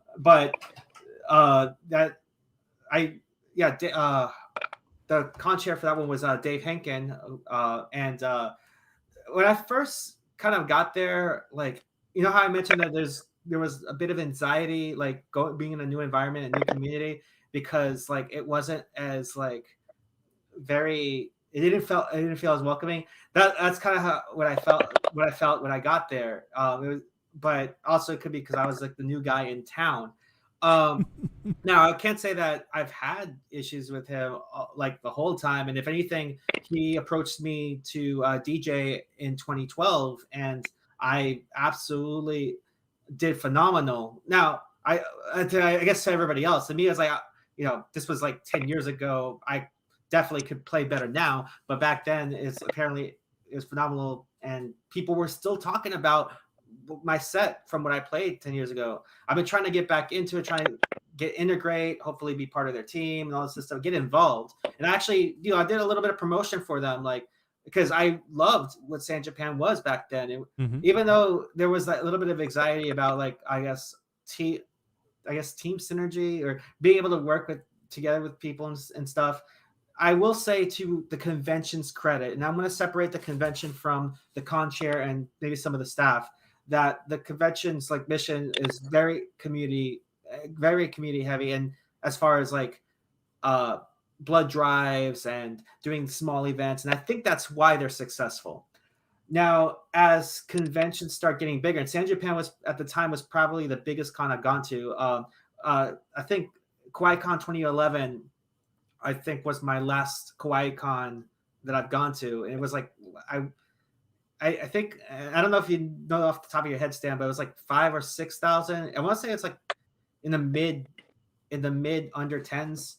But when I went to San Japan, it was one of the most crowded cons I've gone to at the time, and I think their count was 9,000. Now they've gone up to like 14,000, 15,000, and over time, as things get bigger, I guess they start. And this is an assumption, so I'm making myself an ass, but I figure I put it out. I figure I put it out there to see if I can be checked, because I go by facts, and if I'm not sure, I'll put it out there, and if anybody can check me, please check me. Yeah. I think they tend to like say, "Oh, I'm the big shit," right? I'm the big. Can I curse in here? Is that right? I'm sorry. Oh yeah. Yeah. So I can. Yeah. So I'm all that, and their attitudes change. And I noticed, like, and my interactions with Dave later on were seemed kind of like, oh God, it's this Sephi kid, or whatever. That's how I felt. And like, and I would get that anxiety and I've been getting that anxiety. So I've met another performer. This person's a voice actor now, used to be a singer, was, I guess, Dave, I don't know if it's Dave's pet project, but was good friends with Dave at the time. And this person was kind of new, but all of a sudden it was starting to get pushed, and this person was throwing in their own concerts. And now this person is a voice actor who, by the way, is good friends with another capo from RAC, Ginny, and that's how I knew of Ginny's existence. And for those, so I'll let you continue. But for those of you who don't know, I believe that he's talking about Ginny McManus. Yes. Oh Lord. Oh man. Anus. So that's through this person I found out about this booking company called I almost said it, Point of Contact Booking, or for some of the people out there, People of Color Booking, which I don't think there's that many people of color in there. So POC Booking, Point of Contact Booking, and I guess when I started to understand the business, they formed a talent agency where conventions can go like this one-stop place to get talent and maybe also get convention support services as well. And they weren't taking additional people to come in, but like as far as to get represented. But I wasn't necessarily asking for that. It was more like, I need advice. I can do all the work on my own. I don't remember if I ran events. I think I ran like one event, but I was kind of starting to do my own work to make the people that are managing me, or make the promoters' lives easier, because if I'm being booked for something, I try to, I want to make it easier for me. I know how it is, and I want to make sure that whoever books me has a good time and all that. But I think my interaction with Ginny was like, I've talked to her like one time. I asked about that, and immediately she was like, "Oh, what do you do?" I mean, granted, it was an attitude thing, and I probably should take it with a grain of salt. But I was like, "Oh, okay." And I told her like I DJ at conventions, and I'm hoping to continue on with that. And so just email me, and like we're not taking anybody like right away and all that. And for some reason, right around that time too, when I started speaking to my other friend who was a performer, I thought we were close. I thought me and this person, I thought we were close. Always said hi, wonder how I was doing, and then all of a sudden, we got very distant. Now, to kind of put the profile in, I don't want to dime this person right away, but because I don't know, maybe one day I'll talk to this person and maybe we can have a sit down and maybe come to terms with things. Let the hate flow through you. Yeah, but I mean, I'll be honest, like I really cared about this person. But this person became very militant in their beliefs. And I was like, hey, let's slow down here. And apparently because I was trying to keep them from maybe because of me doing that, they just didn't like that because if I wasn't with them, I'm against them, that kind of thing. And I'm like, no, I'm like, don't. I guess to kind of put it, for example, this person's a feminist, and I'm like a radical feminist, and I'm like, look, I get it, but don't think that. And I have now I carry some sins too, but don't lump me with everybody else, with all of them. I mean, if anything, like it's my responsibility to make sure. I mean, not responsibility, but it's like, hey, I do my part too. What about me, right? Like, but anyway, never enough. Yeah, but I was it's not. I'm sorry. It sounded like my interaction between Monica and me over Facebook over some political crap. Yeah. So. And that's sad though. Like I'll say this. Look, I mean, I'm sure we know each other. I mean, I don't want to kind of make a political discussion, but my politics, I mean, may not be in alignment with everybody else in this room, but hey, that's fine. Like, hey, I'm Canadian. My politics don't align with anybody's. Right. I get it. Stop apologizing. But it's all it's all good. We're having a good time. We're all on the same mission, as I call it. But okay. So as far as how I figured out about RAC, I ended up getting jobs for conventions as far as like working in staff, and eventually I became a director for a couple of conventions. Director for departments at a few conventions. Yeah. And I understand, and I was told about RAC, and I applied for RAC. I sent in my stuff, I joined, answered questions, haven't heard back.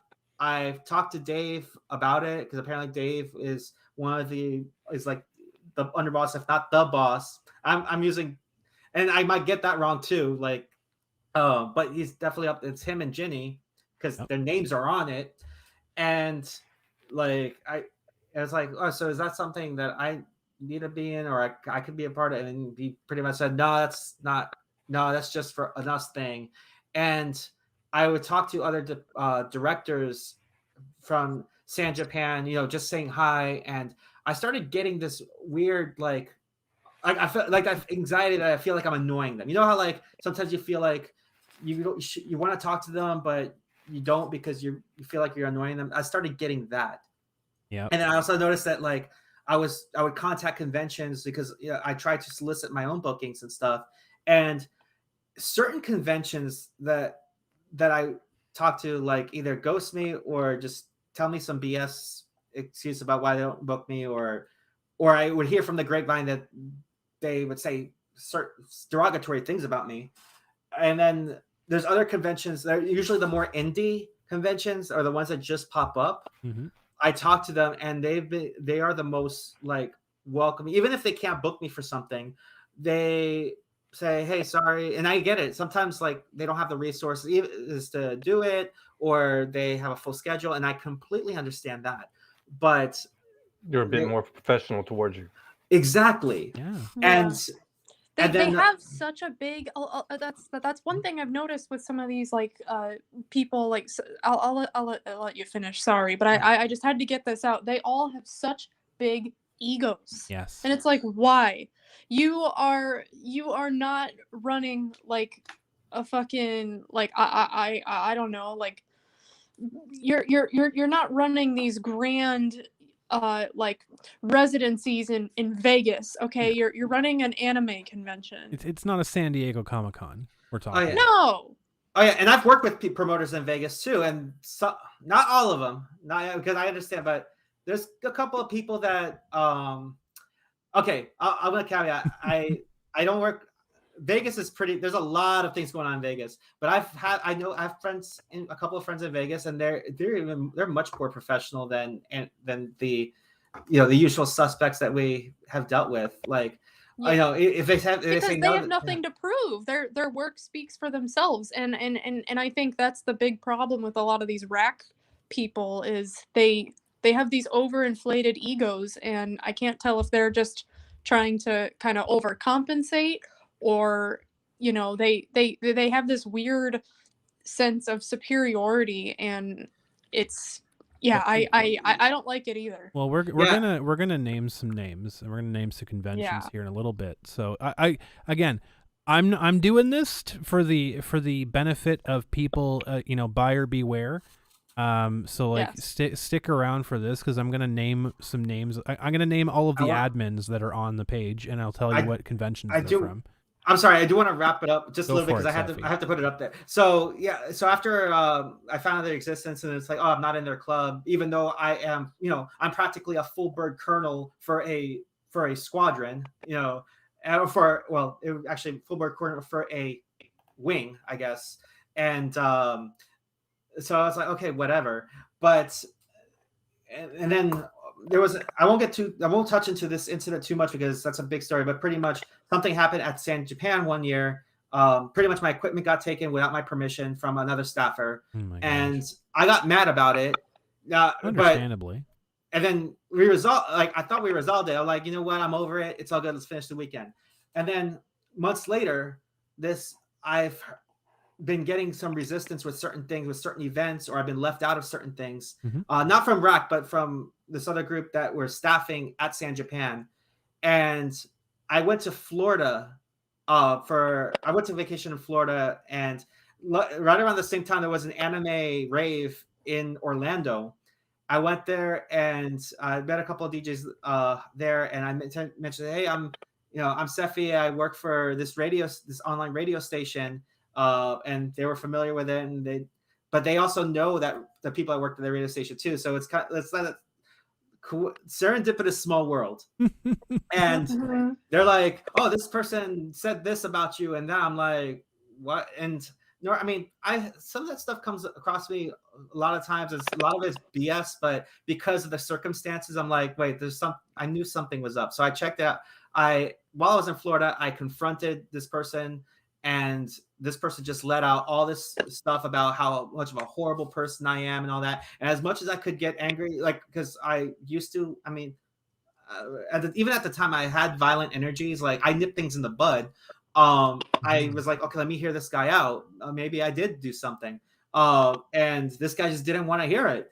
And what's interesting and kind of a lesson here is when I returned to San Antonio, a DJ mentor that I've worked with, really good family friend of mine, his name is Sean Jackson, very, very good guy.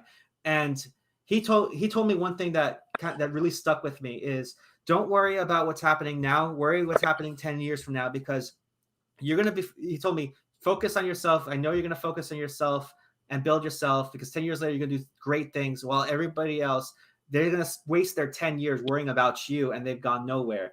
And with that, I was like, wow. And I found that profound. And I worked hard, and some of the stuff I've been doing kind of ticked people off and got people shook, because I was actually worrying about what I'm doing. I always work on myself every single time. And shoot, I threw an event at or my wife came up with an idea, and it was like a very far out idea, but it's still a dream that could be achieved. I mean, we got the metaverse, so it's something that could be achieved. And when someone else kind of did something similar, a friend of mine who is in Iraq, but is in the group, but I don't think this person is part of is a soldier, is a made person. Right.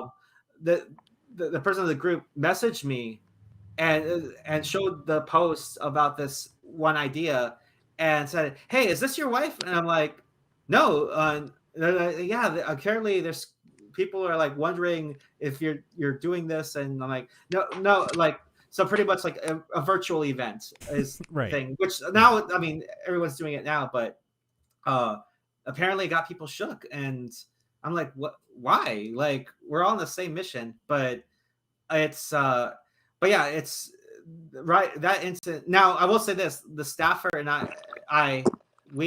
we came to terms, and now I think we're still really good friends now. Like, we've made up, but because this person was working with like people with convention influencers in a way, I guess, for lack of a better phrase, now they have this impression of me, which maybe it didn't help with what they were doing and whatnot. And I guess that's pretty much like I'm facing resistance. Actually, with people that do bookings for me, they actually have a list between what's called rack conventions and autonomous conventions. Yes. And like the ones that are, I have nothing to do with the garbage that's going on, and they're easy to work with, and they're very welcoming to work with. Not to say that all cons that were like involved in rack or work together, I'm not saying that all of them are awful. There's a couple of cons that their con chairs are in the group, and they've been wonderful too. But it's like, I felt, that's when I start feeling that discrimination, which leads me to my final thing. When I found out that Dave posted that really terrible tweet, and I don't usually get fired up about stuff like that, but like, I mean, I guess to show that I'm Colombian, I'm a proud Colombian, and when at first it didn't hit me because like it's like, I can overcome, like, people have called me certain things and have stopped me from doing things because of who I am or what my, what shade of my skin color is and whatnot. But for this guy, again, this goes back to the whole, this voice actor was being a hypocrite. But this is double. This not only was this person a hypocrite because this person tried to go hard as far as the whole social justice and stuff like that. I felt like that was their mission. They try like representation, that kind of stuff. Right. But to turn around and like make that comment, and especially like it might explain why like I'm not getting it. Not just me, but I've other people I know that are also Latino and Latina that are dealing with that are trying to be a part of something, and they get resistance because of it, and they're being affected because of their race or nationality. Yeah. Like, as much as I tried not to make that an excuse, I was so pissed off. Like, wow, like, no, fuck you, dude. Yeah. And I'm still I'm still a little mad about that. Like, I mean, so, but yeah, that's pretty much that's my summarized story with Rack. Some of the stuff I don't need, like, I feel like it's them, but I've never, like I mentioned, I've never joined the group. I never was allowed in the group. So pretty much the stuff that happens like within outside the walls. But regardless of what's going on, what they do, like, I'm not gonna say that I have any bones to pick with them right now. I say right now because it's really up to how they're like after tonight, and I'll probably close the show with my side, with my part of the show with this. After tonight, it's once we put everything on the table, it's up to them how they want to succeed, because how they want to 100%. proceed with this. So 100%. yeah, No, I agree. I agree. We're going to ruffle a lot of feathers, which is fine, because pressure. I always I told this to my team when I was with Kitchener Comic-Con and everything was going down. It's like, look, folks, it's like we're gonna go through a lot of shit. We're gonna go through a lot of nonsense, and it's a lot of stuff that like we don't really have control over. But pressure creates diamonds, right? Like without pressure, you don't get the diamonds. So like we're gonna come out the other end of this, and it's what you do with what is inflicted upon you. That's what defines you as a person. That's what defines your character, right? So that and we succeeded massively in that show, which is like it's a timeless fucking classic at this point. You when you don't listen to people who do bad business, you generally succeed. Usually, it's when people that don't do well in business try to tell you to do certain things or do certain things certain ways, and it's for their benefit. It's not for your benefit. And this is a lot. Like I understand what we run conventions and rack what that stands for. The idea behind it is cool, right? Having a bunch of like a brain trust of people that run events, passing things left and right and blah blah blah blah blah. That's great. However, you have people who are running it that are only solely looking out for themselves and looking to tear down people that are potentially competition to them or potentially making them look bad, right? Stan, I know you've had some interactions with these individuals, and you were actually in the events groups. Like you were actually in RAC when the entire debacle came out with Monica Rial. Long before that too. I've been with the group for a long time. So tell us a little bit about it. And then on top of that, a fun part before even RAC even began, conventions would do as part of their programming how to run your own convention. Yeah. Here's a 1 minute. Here's a 1 second summary. Don't. I hate that answer, but actually, their excuse, theirs particularly the one that I attended a couple of times, was what was it? Oh God, I can't remember the name of the convention that was in Baltimore that's now in Washington D.C. area. I'm going to talk about that one too. Can't remember. Anyway, they had theirs, and theirs was basically they gave you the how to run the convention their way, their style of running convention. And I'm like, okay, I see where this is going. Yeah. But when convention gods. Yeah, you have to run it our way, and that's the correct way to run it. And I'm like, yeah, okay, whatever.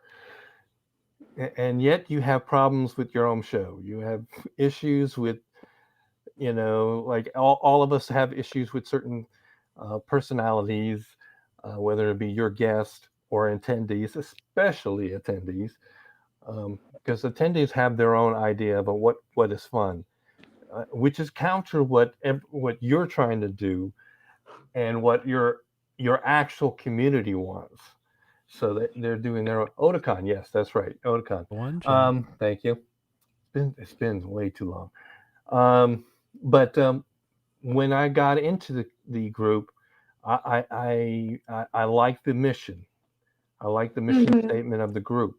Mm-hmm. You know, helping other conventions, sharing resources, um, picking out, you know, because you're if you're not looking for other vendors to help you run your show, because a lot of times you would there were companies that came in, and at that time, um, there weren't any like registration systems out there. You had to Yes. basically create your own registration system to work. And then companies came in, and they were mainly geared for larger industry shows Mm-hmm. and not the anime codes. But then they saw there was a lot of money there, and started building their systems.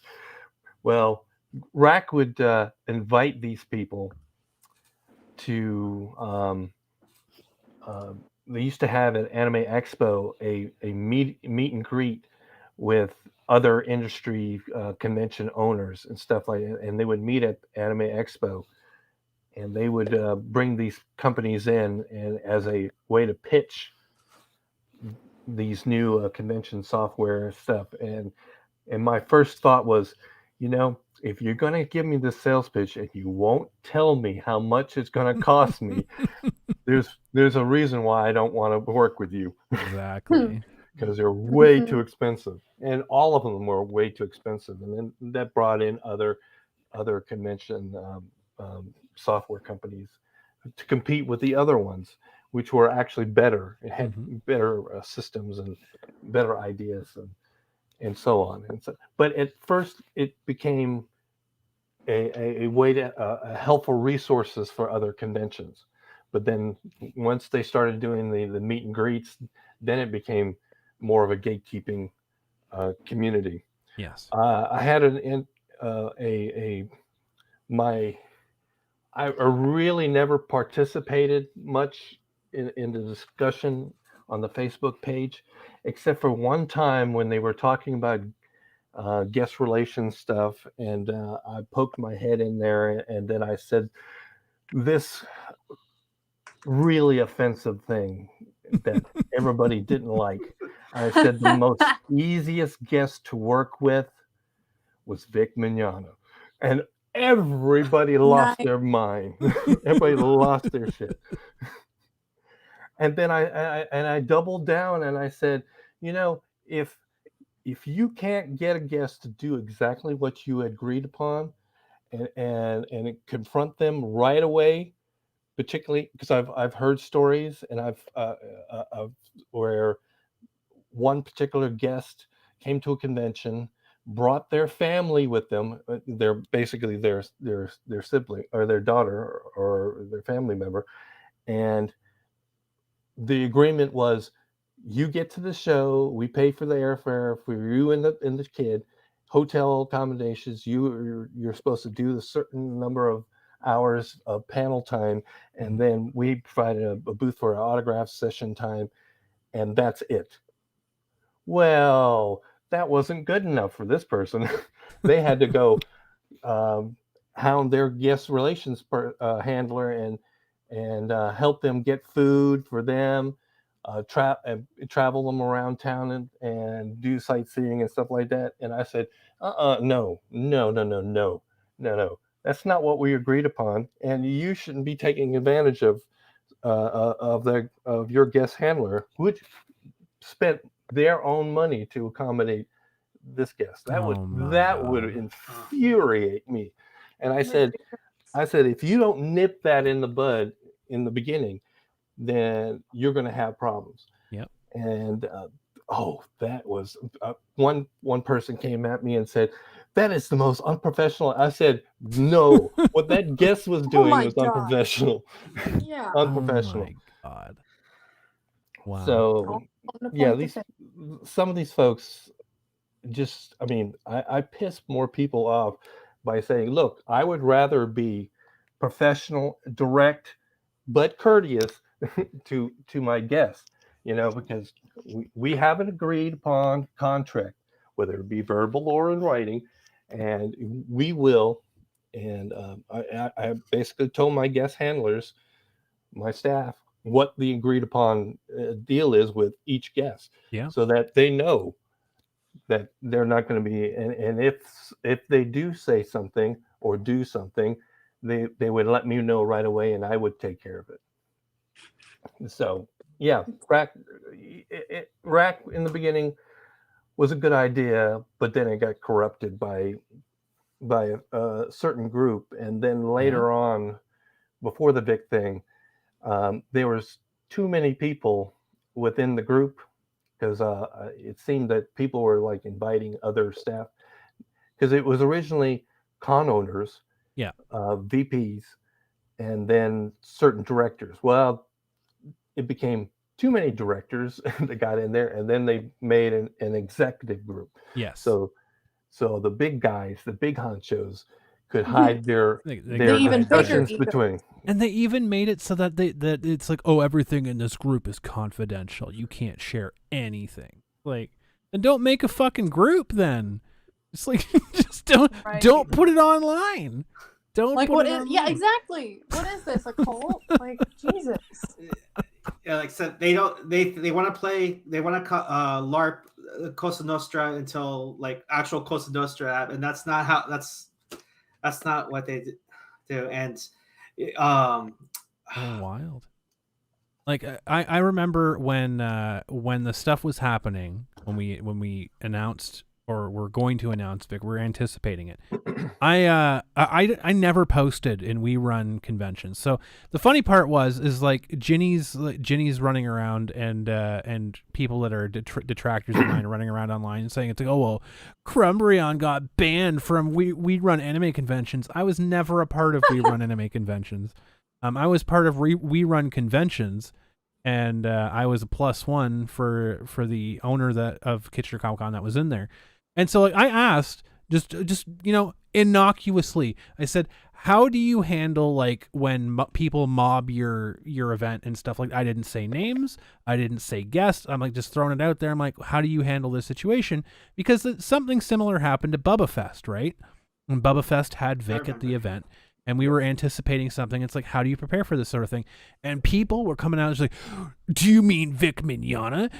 Are you talking about this? Why would you think about inviting him? Like, why would you invite a problematic guest? I'm like, I didn't say a fucking name. Like, this is coming out of We Run conventions. People are just like jumping down my throat about like, I was like, I'm not even saying who I invited or if I'm inviting anybody. It's like, what the hell are you guys talking about? But then when we actually announced Vic, they banned all of us from the We Run conventions group. Anyone that's affiliated with us, anyone that was even close to us. God. We didn't do anything wrong. We just invited Vic.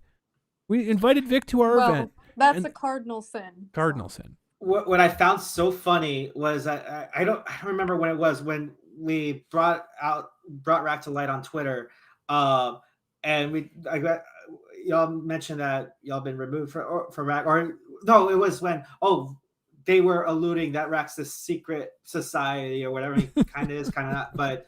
And then they're like, it's not like it's so hard to join. Do you want an invite? And in my back of my head is like, motherfucker, you were the ones that that kicked Stan out to begin with. So Exactly. Like they act like it's, we're not some like clandestine group, con mafia. We just have to like screen everyone that gets in here, and we pick and choose, and we'll ban people for inviting guests that we don't like. But like, I saw stuff all the time about people like, don't invite this guest. They're like posting warnings, and they're posting like graphic details about stuff about That's so insane. It's nuts. Like it is 100% a con mafia. Like people don't want to talk about it, but it is. There's a lot of people that are in the group that aren't involved in the rumor mongering and bullshit. But I'll go, Sam, if you've had any experience with them, we'll talk about that, and then I'm going to go into the directors, the people that are adminning that group, and we'll talk about that. So, do you have any experiences with this group people? Only a little bit. Probably not the extent that you guys do. I was never like in these Facebook groups or anything like that, but I did work with and associate with people who were. And I tell you what, you can always, at least I could always tell who was in it and who wasn't, because the people who were in it always had huge, huge egos. Oh yes. And it really was like gatekeeping, and here I was with like stars in my eyes, being like, oh, I want to make a place where people feel welcome, and it doesn't matter your fucking your politics, your social stuff, like it doesn't matter like how socially awkward you are, let's all just come together and bond over this shared thing. And they always just treated it as a way to fuel their ego. And I was like, it was really disappointing. I'd say this one person I can think of, I made a comment about, so this person I'm talking about was friends with someone who was in this rack group. And I mentioned something I didn't really like about this convention that rack person was a part of. I didn't think I was tearing down this convention. I didn't say anything derogatory. Mm-hmm. I just said, oh, you know what? I really didn't like this. And this person was kind of rude to me. And like, I don't know what their deal was. Well, it turned out that was their friend. And they ripped my fucking head off. And I was friends with this person for a couple years. And we had always like bonded, and we were talking about doing events together. And we did do a couple events together.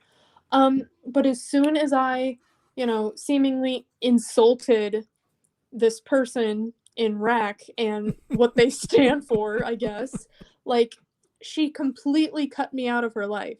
Mm-hmm. Like, unfriended me on everything or blocked me on everything. Tried telling people, oh, like, don't go to this event because Sam's working on it, and Sam talked shit about blah blah blah. And I'm like, dude, like, I wasn't trying to be like, this convention fucking sucks and no one should go to it. I just said, you know what, this is how it could improve, and this person was kind of rude to me. Yeah. But apparently, yeah, you can't talk about them at all. Can't talk about them at all, no. No. And then my last story that I remember, there was one person who was involved in rack. I honestly don't remember their name. I'm sure once you start talking about it, maybe it'll come back to me. But it was basically this person, I mean, if I can just be crude for a second, they definitely wanted to fuck me. They were always like trying to like date me and whatever, and I just said, no thank you. That was basically it. So this could just be them being petty and bitter and salty. But it was after the first convention that I met Quentin at, and I remember saying to this person, I was like, like, Quentin was really, really nice. Like, he had a long line of fans waiting to talk to him, and they were wrapping around this ballroom where he was doing autographs, and his panels were full, and he was really kind, and he really made sure to spend time with each fan, and he didn't rush them away. And Mm-hmm. The convention tried to cut off his line because it was too long and he was going way over time, and he said, no, I want to get to every last fan.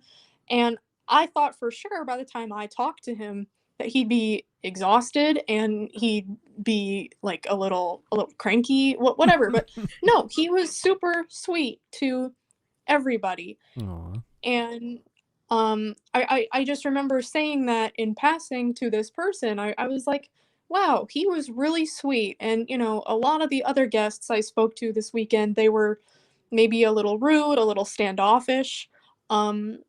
They probably had an ego.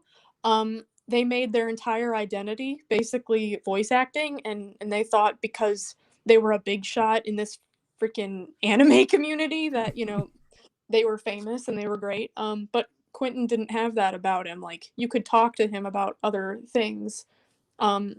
And he was just a person, and I thought that was awesome. I was like, whoa, what a breath of fresh air.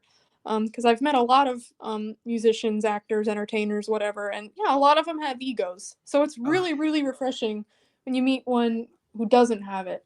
And so I was just talking to this person about that, and they said, well, he's really difficult to work with, and he blah blah blah blah, and I just said, whoa, like, I didn't ask for all of this, but I heard it out, and I said, okay, well, what was the problem? Mm-hmm. And it was, I don't want to get into it, it's not my story to share. Yeah. I mean, it's nothing major. It was just like a confusion with something in the contract. Of course, usually. And is.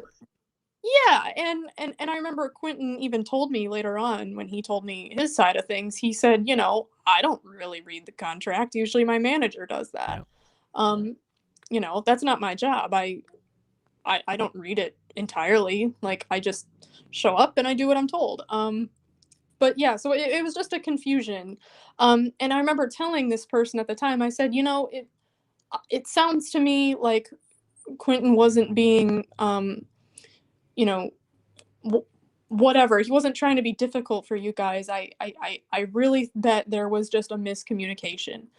Mm-hmm. And he was like, oh no, blah, blah, blah, blah, blah. And I'm like, man, it's like, no one wants to give anyone, these people don't want to give anyone they don't like the benefit of the doubt. Right. And they let their egos run everything. And I swear to God, I think this guy's ego was hurt. And, he maybe he was just a little butthurt that, Quentin was nice to me and I was talking about him being nice to me. Funny story, I actually recently happened to walk by this guy with Quentin, and I was like, oh my God, awkward.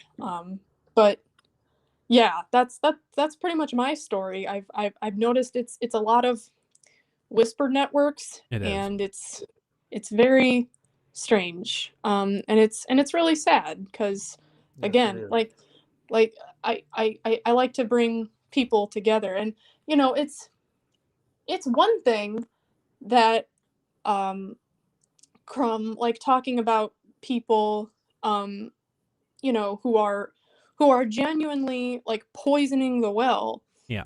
In this industry, like, we should watch out for that, and we should watch out for each other. We have to watch out for it. I have to pause this convo for a second. There's a fan in the chat that really, really wants attention. Oh, I see that. There's a fan in the chat that really wants. So no, Elam, he did not harass any teenagers at all. I'm not sure where you get that information from. But I'm sure that you have honest intentions, so I'll engage with you for a moment here. I took it as sarcasm, though. Like, I was sure. I was like, I'm sure. But yeah, go ahead. I'll engage here for a moment. No. So here's the thing. I don't know if you missed our conversation before about what we were talking about, but I'll bring you up to speed. So we run anime conventions, and we run conventions is a group of people. The admins of which I'm going to read out here are using it as a whisper network. They're using it as a way to gatekeep people they don't like. Not necessarily people that should be kept out, but people they don't want to be in conventions.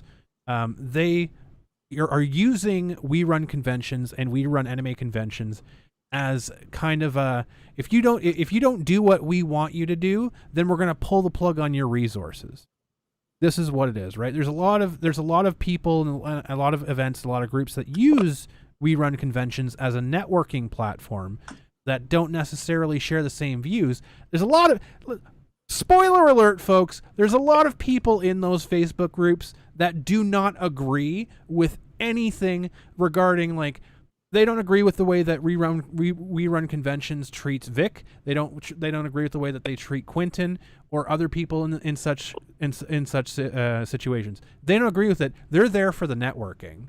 This is comedic. I'm glad you're enjoying the show. But they don't agree with it, but they're there, and they don't say anything, because if you say something, then you get kicked out of the group, right? But here's the thing. Here's the small spoiler. You don't need rack to run a convention successfully. No. There's plenty of other ways to network with people, good conventions. You don't need we run conventions. You don't need we run anime conventions. So for the people out there that are afraid of losing that resource group, don't be afraid, because all you're doing is you're being streamlined into what these individuals who own the group want you to do, which is not succeed. I don't know why you would listen to someone who doesn't want you to succeed, which is why no one's listening to you, Elam, because you don't want anyone in here to succeed. So there you go. Continue, Sam. Yeah, I'm sorry. Apparently I didn't word it correctly, but I know this person isn't arguing in good faith. I don't want to give them too much attention because that's what they want. But I do want to clear up in case anyone else is like, what the hell? A lot of entertainers don't always run through their contracts with a fine-tooth comb. Okay, sometimes managers or bookers, they do all that. Well, let's for them. Let's just say do the negotiating. Let's just talk about that briefly. Most of the contracts aren't worth the paper they're written on. Like the contract is show up to the show, do the thing. Like the only time that the contract comes down to the pen and paper is when there's a dispute, right? Like, oh, I was supposed to get this much, or we were supposed to get this thing. It's like, then you go back and look at it and say, okay, well, you agreed to this. Oh, blah blah blah. Most people don't read the fucking contract because the contracts aren't really enforceable most of the time.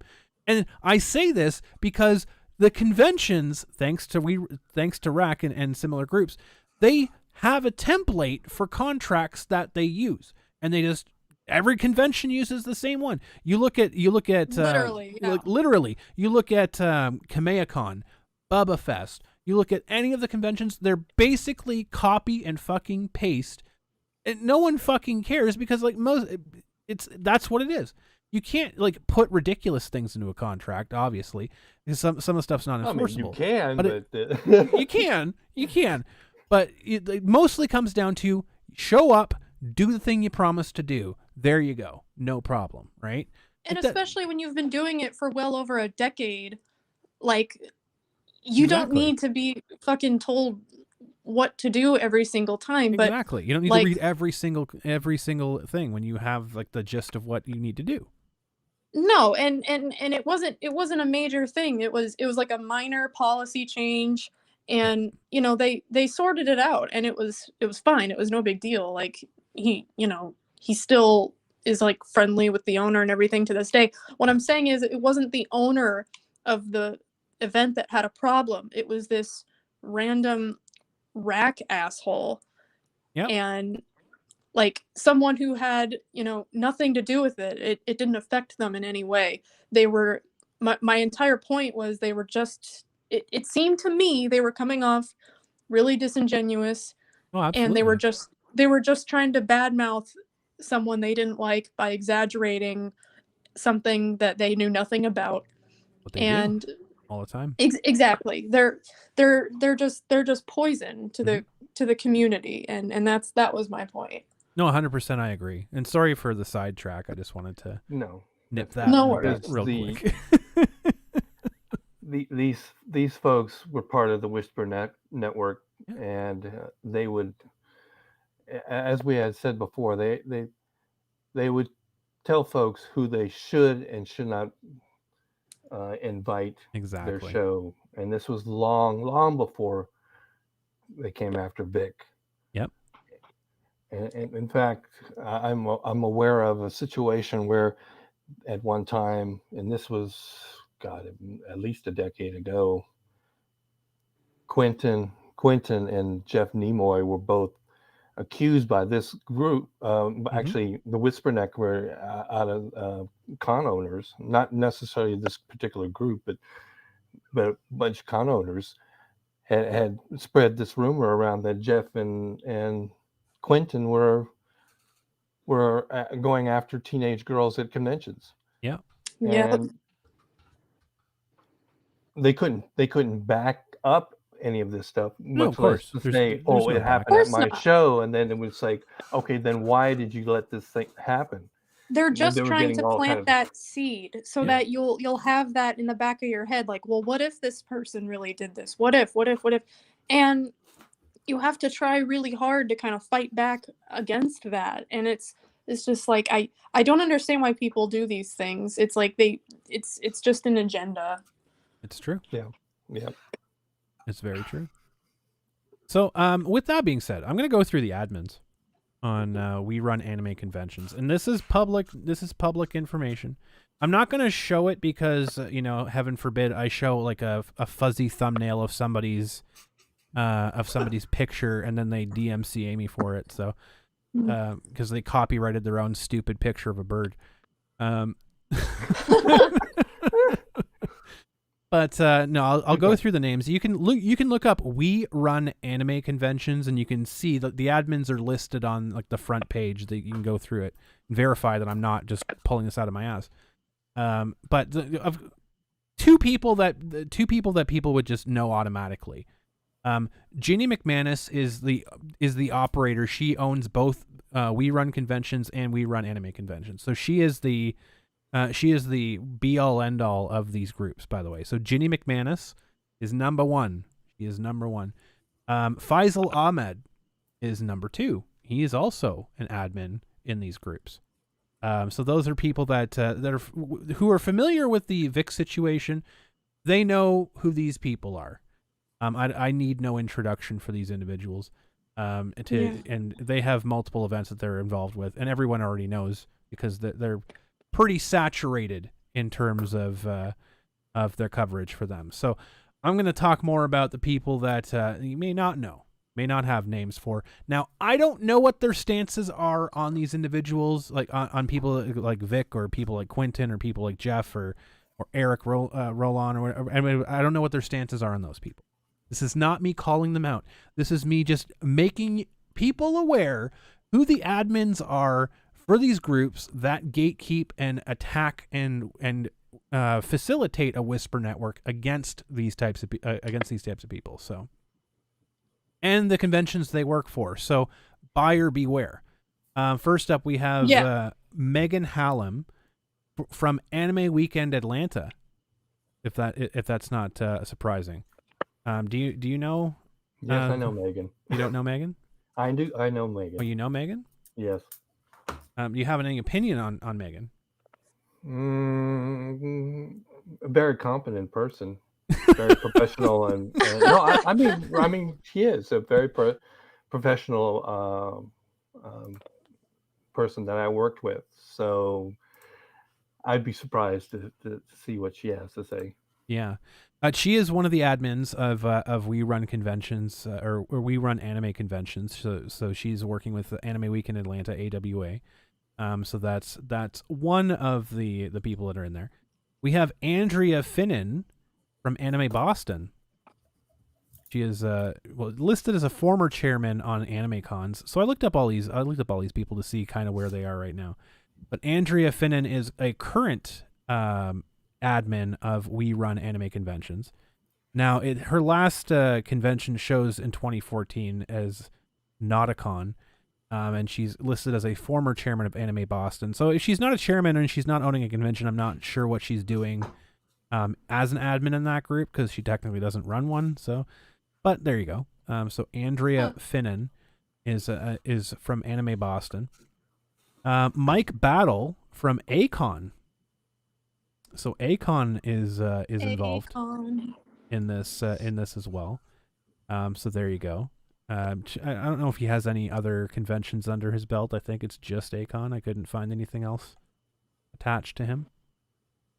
We have I'm going to butcher this name horribly, but Victor Alabasharat. He was yes, you got it. Yeah, Otakon and Anime North. He was involved in both. Yep. Big surprise. Big surprise. He's apparently Canadian. And he's been involved with Anime North and with Otakon. So there you go. I did confirm it was him because I have like 2 articles that quote him directly. So that was the one that started in Baltimore and then moved to Washington or something like that. So we also have Victor Lee from Anime Boston, I believe it was. I know him. You know him? And his wife. Oh, do you have any opinion of the individual? They're very, very good ballroom dancers. Very nice people. Very nice people? Yeah, very nice people. Okay. And again, like, folks, don't reach out to these people. This is just me, like, reading off the admins of this group to give you an idea of what kind of conventions are involved in this Whisper Network. So Anime Boston has 2 people that were involved in it. He's Victor. I know for a fact that Victor Lee and Elizabeth Lee, his wife. Yeah. They are not in conventions anymore. No, they aren't. His last credit was 2017. Yep. They're completely out. And so somehow he's still an admin, and we run anime conventions. Interestingly enough. Hey, Crab, I'm sorry to interrupt, but Kyle brought up, and I actually understand. So Mike Battle has nothing to do with Akon and hasn't for quite a while. I do know that Akon has changed companies a couple of times. Yeah. So no, his last credit was Akon. His last. This is what I'm saying. I'm not saying that this is the conventions. I'm just saying that these are the last credits for these conventions, and buyer beware that they might still have influence in them. What have you? Again, I don't know. This is just me making people aware of who's the admin currently. He is an admin for We Run Anime conventions. I don't know if he has any other conventions that he's doing right now, but he does have credits for Akon. So okay, copy. Yeah, so that's all that is. Again, I'm not saying that they are saying these things. I'm not saying that they aren't saying these things. But there you go. There was another person that worked for MTAC, Middle Tennessee Anime Convention, that was involved. I don't remember which admin it was, but I do have MTAC listed here.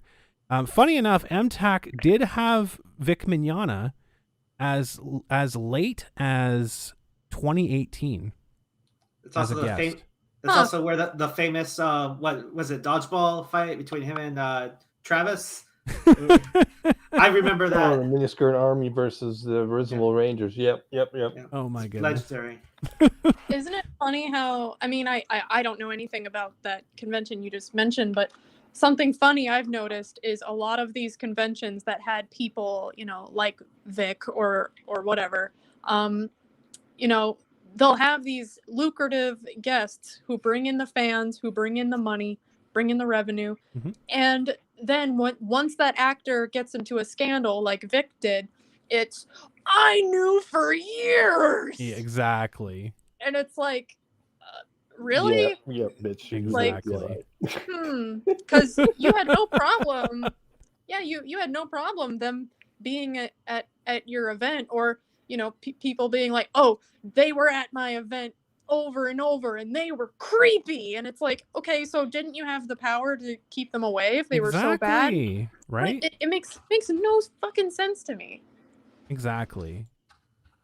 We have so this person goes by a different name on Facebook, but the convention chair of Colorado Anime Fest, Rosa Halcombe, is also an admin of the We Run Anime Conventions group. So Colorado Anime Fest. And again, Elam, I understand there's a lot of conventions that are a part of this group. I am highlighting the admins of the group, not anybody else, because there's a lot of people that use the group for its intended purpose. The admins are the ones that are allowing this nonsense to happen. And so I'm highlighting these so that it's like, okay, we can take a look and people can make a decision if they want to support these people or not. That's all it is. That's all it is. These same people are always the ones out there being like, don't support these people. But, exactly. I'm not saying one way or the other. I'm just saying that this is what it is here. Joe Chan is an admin here as well. Now he is listed here at Anime Fest. I'm not entirely sure where Anime Fest is, but Anime Fest 2022, showing an animefest.org. he's showing as a Funimation favorites moderator moderator for the moderator panel, whatever thing. But he's Joe Chan's with Anime Fest 2022 involved. He is an admin of the group as well, and we have Jennifer Piro is also involved in Otakon. Otakon as well. So we have 2 people from Otakon. We have a couple people from Anime Boston. We have MTAC, and we have Anime Fest. Lots of people with a bunch of different conventions. So again, folks, these are the conventions that are allowing this gatekeeping, that they're allowing this attack. And we have a super chat from Phoenix Orm. Stop by to poke the hoser and throw loonies at Kress. Make it hail. Godspeed. And in brackets, Sam's voice is pleasant to listen to. Thank you, Phoenix Orm. Oh, that's too kind. Thank you. I hate my voice on recordings, so that made my day. Sent me a DM on Twitter. I will check that out. As I don't see it right now, but I will check that out. Make sure you're sending it to Darkside Evie. At Darkside Evie, Kyle. I'm not logged into my Umbreon account right. But yeah, so this is not to do anything else but to bring awareness to what conventions are facilitating this type of behavior. This is in my opinion, it's unacceptable stuff. We really shouldn't be enabling this any longer, right? We have some fairly big names in conventions, right? We have like Akon. And again, Akon might not be doing it now, and Mike might not have anything to do with Akon now, but I'm sure he still has some influence with people who may still have been there when he was there, right? So again, this is the type of stuff and why is MTAC not inviting Vic Mignogna back, right? It was there, like I can't remember who the heck it was, but one of their admins was working with MTAC, and as soon as that stuff happened, again, they just won't have him back for literally no reason. Literally no reason. Yeah, they're so quick to just, dump people, and there's no loyalty, there's no sense of I mean that's really it. There's no sense of integrity, and it's too bad. I'm really grateful that like we've had the support that we've had from people who have known Quentin for years, and even new friends that we've made out of this in the industry, and it's like that's really valuable, and I really wish that there was more of it, because I agree with you more for saying for you and Quentin and Vic. But, because again, it should be about the fans. It shouldn't be about egos. It shouldn't be about I don't like about this the fans. person. Their show, actually. Yeah. It should be about the show first. It should be about bringing people in that will spend money on your vendors. It should be about bringing guests in that will make your fans happy enough to spend money. Like, it should be about entertainment. If you don't like someone, guess what? That's fucking business. Exactly. There's been exactly like Sephi was saying earlier. There's been a lot of people in the professional world that I didn't like. I didn't get along with. I thought they were just scum of the fucking earth. But when I had to work with them, I treated them like a human being, and I tried to come together as a team still, and I did my job.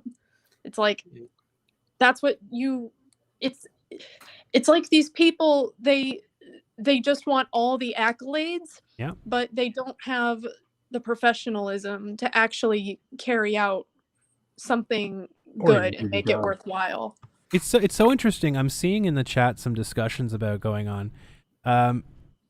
You think you'll get why Mike has no influence or credibility? So there's reasons why there's little things here and there about why Mike is not a part of Akon anymore. I have to validate or find some sort of stuff before I can actually bring it and talk about it publicly, but or before I'm comfortable doing so. Not that I don't trust you, Kyle. I just have to have verified stuff before I bring it for, liability reasons. And then there's people talking about Jennifer Pirro being removed as well. It's so interesting that there's so many people that have been forced out or removed from their conventions for actually very strange and or borderline criminal conduct. That it's very, very weird that they're all running a convention group that are attacking other people for literally nothing, because and like gatekeeping the information of this group. Why are we allowing like folks out there who may be a part of We Run Conventions or We Run Anime Conventions? Why are you listening to the people who are getting fired by their own events because they are shady and they are acting like criminals? They are dirty, backstabbing liars. Why are you listening to these people? Why are you listening to these people? Like they're the ones. It's projection, really. Absolutely. Well, Elam, I understand. Cons will happen if Vic's not there. However, on the converse side of things here, conventions that have Vic should be allowed to happen too. This is the point. Right. This is the point here. Conventions will continue to happen when Quentin's not there. Conventions will continue to happen when, insert other person is not there. The point is when the conventions that have these people that show up to them, they're getting attacked and they're getting bullied into canceling guests because people like yourself cannot let it exist. When you won't go there, you don't go to these conventions. You don't go and support them. So why do you fucking care? Why do you care where Vic goes? Why do you care where Quentin goes? It's none of your business. It's none of anybody's business unless they're going to the event. And if they don't like the fact that someone's there, they don't have to go. That's the point.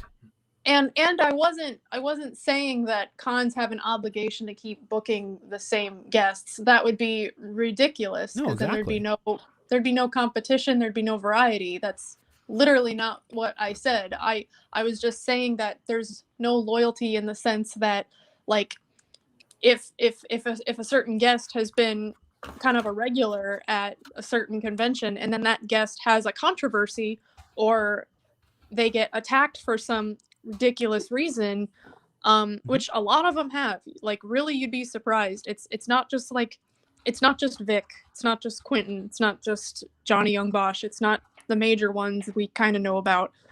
It's a lot of other ones that have been attacked for really minor, stupid things.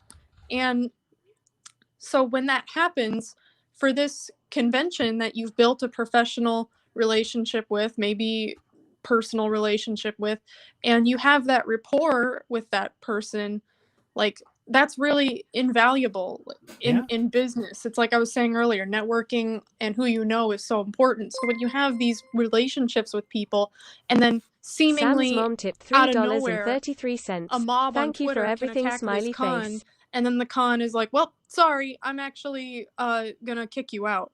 It's like, that's a real blow, like, to your not just financially, but like your self-esteem, your sense of worth. And I just don't think we should be doing that to people. And it's like, again, if this person is so irrelevant and, no one cares about them and blah, blah, blah, okay, let the event speak for that then. If this person shows up as a guest and they get, no fans, okay, fair enough, but that's not what's happening. And I will say, if the admins don't speak to the tone of the groups, then they shouldn't be admins. They are administrators of the group. I'm holding them accountable. Okay? People out there want to hold Vic accountable. People out there want to hold Quentin accountable. People out there want to hold all these voice actors accountable for what their fans say when they have literally no authority over what their fans say. The admins of this fucking group literally actually do have authority of what's discussed and what's said in the fucking group. They have authority. I'm holding them accountable to this. I don't care. If they don't set the fucking tone, that's their fucking problem to deal with. They should be dealing with it. If they're letting people go and do all of this nonsense under their watch, they're responsible for the damages that are caused. Right. They're the ones that are allowing it. Don't tell me don't come into this chat and tell me that the admins don't control the tone of the group. That's bullshit, and you know it. That's bullshit, Right. and you know it. Yeah. I don't even want to, I don't want to address this person at all, but I just get nervous. Like I see how easy it is to put words in people's mouths and misconstrue things, and I don't want anyone else to do that. So Yeah. that's the only reason I'm even addressing it, because it's like, I don't want things to get twisted. I'm trying to be as clear as possible, and I know you are too, but it's really frustrating when people will just twist and twist and twist. Oh, of course they'll Turn twist themselves everything. into a pretzel, trying to, make it seem like what we're saying is horrible, but Well, they're not listening. Obviously, Yeah. it's threatening enough that they have to send some flying monkey in here to take care of it for them. So I was gonna say that, like, and first of all, y'all, thank you so much for You're even providing that input. But as I was saying, it's like, this person's just trolling at this point, or has very serious cognitive disorders. I pretty much just tuned out. oh yeah, they're At this point. they're completely lost. They're completely lost. It's one of these things. It's like they don't want it. This is the epitome of the individual that follows these people, and that exactly. this is the only It's reason I'm addressing this, because this person in the chat right now is literally the epitome of the people that follow blindly of these narratives online and that push this dangerous nonsense online. So it's like this stuff. I like, yeah, for the most part, this person's an idiot. Like, honestly, in the chat, and like, Yeah. and again, I'm not saying to go out and message these admins. I'm not going out and saying disrupt these people. I'm not saying that. Don't do that. Don't contact them. If you want to go to their events, go to their events. But understand, these are people that are admins of a group that are letting this stuff happen. And someone's got to hold them fucking accountable for it, because this entire time they've not been held accountable at all. They've just been hiding, and they've even created more groups to hide from their groups. Right. Like, they know what they're talking about is controversial. They know when they're talking about stuff, if it is brought publicly, it's going to make them look really fucking bad. So like, why would they talk about it then? Like, why talk about it then? Especially when they start boasting on Twitter and stuff like that. Well, certain people, I should say, boasting on Twitter that, con owners talk to each other. Yes, we know they talk to each other. We also know that they conspire with each other. Yes, thank you. That's how Absolutely. business works. Like, it just doesn't make any sense. But when you have a group or multiple groups that are putting themselves out there as networking opportunities, right? Like, this is a resource now. This is a resource now for people, right? For people who might be getting into conventions, who might be taking over a convention. This is a resource that they might not necessarily have individually, but it's not actually what it's being marketed as. And this is a problem, because like, when you have a group like We Run Conventions, that is a bunch of networking with a bunch of other conventions and vendors and blah blah blah blah blah, and then you're being threatened that, oh, if you step out of line, we're gonna pull your access from that. Why? Right. Well, why was I banned? Let's have a conversation. Let's have a conversation about that. Why was I banned from We Run Conventions? Because I invited Vic Mignogna. I didn't violate any of their TOS. I didn't violate anything, but they banned me because I invited a guest they didn't like. Not like I would use them, mind you, but like for a convention that might have been using them to get all this information and resources from. They're kneecapping conventions and saying like, look, if you don't do what we say, we're going to destroy your ability to run a convention. Right. So I just I just had a flashback about something similar that has happened with me booking somebody else for a certain thing, and it's pretty much as simple as it is. They don't like it's, again, you're either with or against, and for me, it's never been like that. It's like, hey, sorry that it happened, but this is my business. I'm going to run my business because it's my business. I put my money into it. I make money out of it. I make a lot of money out of it. And I booked a DJ a few years ago who apparently, we've had me, him, and her. She's the one that pretty much made the problem out of everything. But me and this guy, we had issues too. But then after we settled things out, she didn't like that, and I know I might have had some violent energies because again, my credo was defiance. I'm trying to get better at it. I'm trying to keep a smile on my face, but I've extended an olive branch. That's what I do. I mean, yeah, I might say, oh, this person's a scumbag, this and that, but like, if they're willing to take corrective actions in their own stuff, and not everybody's perfect, and I'm like, okay, hey, let's figure this out. Let's work together. I extended an olive branch. The fact that I extended an olive branch really made this one girl mad. She's like, I don't want to work with you again. I'm going to tell everybody this, that, how much of a piece of garbage you are. And all this. And I mean, at first I was like, okay, whatever. I mean, it's sad because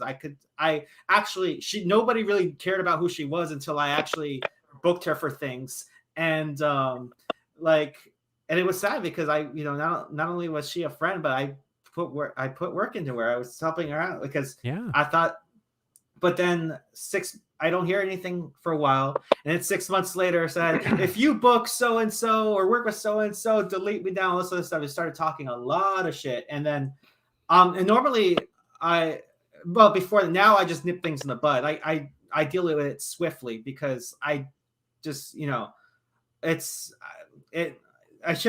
things don't necessarily get better at a time. That's kind of like my whole thing with being military. But I first let it go because I don't need that hate, or I need that negativity. But as soon as it started making noise, and I guess I lucked out in this a little bit because she had a lot of sins that she had to answer for. So when she spoke up, everybody else, people knew who I was. People knew the kind of person I was. That I take care of people. I take care of the community, of my communities. I give the shirt off my back to whoever, to those that need it, because I've been in situations like that before, and now I gotta pay it forward. I feel like, not because I have to, because I feel like that's the right thing to do. But when they saw that, she was kind of making noise, then they're like, no, screw her. She stole money from me, or she had a huge ego. Like she was being rude when her set time was up and I was going on next, that kind of thing. And I addressed it. And as much as I could say as much angry things as I could I did a Facebook Live on my private profile. I did a Facebook Live with, and I addressed the situation. I pretty much said, I told the truth. It's like, hey, the only thing is I believe the rave is for everybody. Not one person owns it. This person can't do it. And if she is going to try to, throw a monkey wrench into all these cogs, try to ruin my life, ruin my mess with my family, like, I'm going to be swift about it. Like, and, pretty much, and this is all in Texas. So, TI, with business prospects, stuff, and she pretty much shut up after that. But not to say that I'm silencing everybody. It's like, hey, like, why are you doing this to me? And better question, why are you doing this to people? Like, just because I chose to forgive somebody and work with somebody, or just work with anybody in general, like, it's my business. I'm not hurting anybody. My actions are not putting anybody in harm's way. And even with all of that, I know a lot of things that these people are doing that I would, let me just say, there's conventions that I mean, my daughter's much older now, but there's conventions that I would never take her to, because, like, I'm not, I don't trust the environment. I don't trust the danger. Now, if people go to that show, fine. That's not my prerogative to say. That's not my business to say what. I mean, I can, like, I might discuss it, I might talk about it, but I'm not going to stop somebody from going if they make that decision. But like, you're not going to organize a mob to completely destroy it. Yeah, but there's legitimate like issues with certain people with certain events out there that are judging us who are trying to, they just want to throw a show and work with people. Like, what's their problem? Like, just let events do things. Just let them do the thing. Like, it makes no sense. I want to say one other thing really quickly, regarding the conversation that's happening in the chat right now.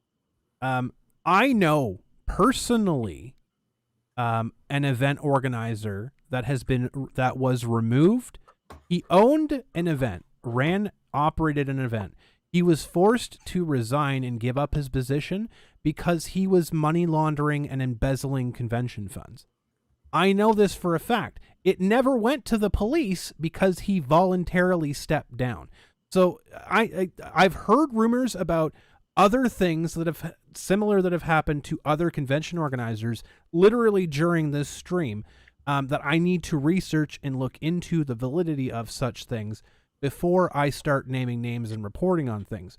So again, like, this is not anything related to anything I've talked about. I don't know for a fact if anyone on these admin panels have done anything untoward. All I know is that there's a lot of people on the rerun anime conventions that are not involved with conventions anymore and have been forced out of conventions because of questionable things that I have to look into. Now, me talking about this thing, this is a local event in Ontario that I know of personally, because I've heard it from multiple people. I've gotten confirmation from multiple people who are connected with the situation. So I'm confident about speaking about that. But regarding the anime convention admins, stuff like that, I don't know. I have to research it. So that's why I'm not talking about it, because you know what? It's a little thing called journalism. It's a little thing called responsibility that people out there like that yourselves might not understand. And in regarding booking guests, yes, I absolutely would have Vic back if I was allowed to have a fucking convention. But we're in COVID lockdown, so we can't fucking run conventions. Funny how that is. A lot of conventions right now, I swear to God, this is real. A lot of conventions right now, they don't get a lot of big name, like kind of quote unquote legacy voice actors like Vic, who've been in it a long time, because let's face it, their price tag is higher. They are, and because events have been closed for, year or two by now. A year now, too, yeah. I mean, like no money. A lot of them don't have any money. I mean, like a lot of guests have had to take a serious cut to their usual appearance fee, and that's just the case with everybody right now. Like the industry is still trying to come back. Hey, Crumb, I sent you something in your Twitter DMs. Could you show it, please? I definitely will. I have another DM I'm just reading over quickly. If someone can just give me a couple minutes, but with some filler. I like how Elam said that no one talks about Vic, or Rack doesn't talk about Vic. I hate to be that spoiler to you, but yeah, they still do. Yes, they do. And like what? So one of the rules of Cosa Nostra, which I guess if nobody knows by now, both my brother and I we're not in it. We're big fans of Mafia literature, and my brother might be thinking about writing a book. The flip side, one of the rules was because you see it on Twitter that they try to deny its existence. Of course, like the rule is you never admit the existence of this thing of ours, and not that our thing, but they call it La Cosa Nostra is a tie for this thing of ours, which is, I guess we could say, Rack or whatever secret society or racket you're running. So the racket. Oh, I like that. I like that one. I love that. Oh man, better to be lucky than good, huh? Perfect. All right, I got Stan's image here. I'm going to try to put it on stream here. 1 second.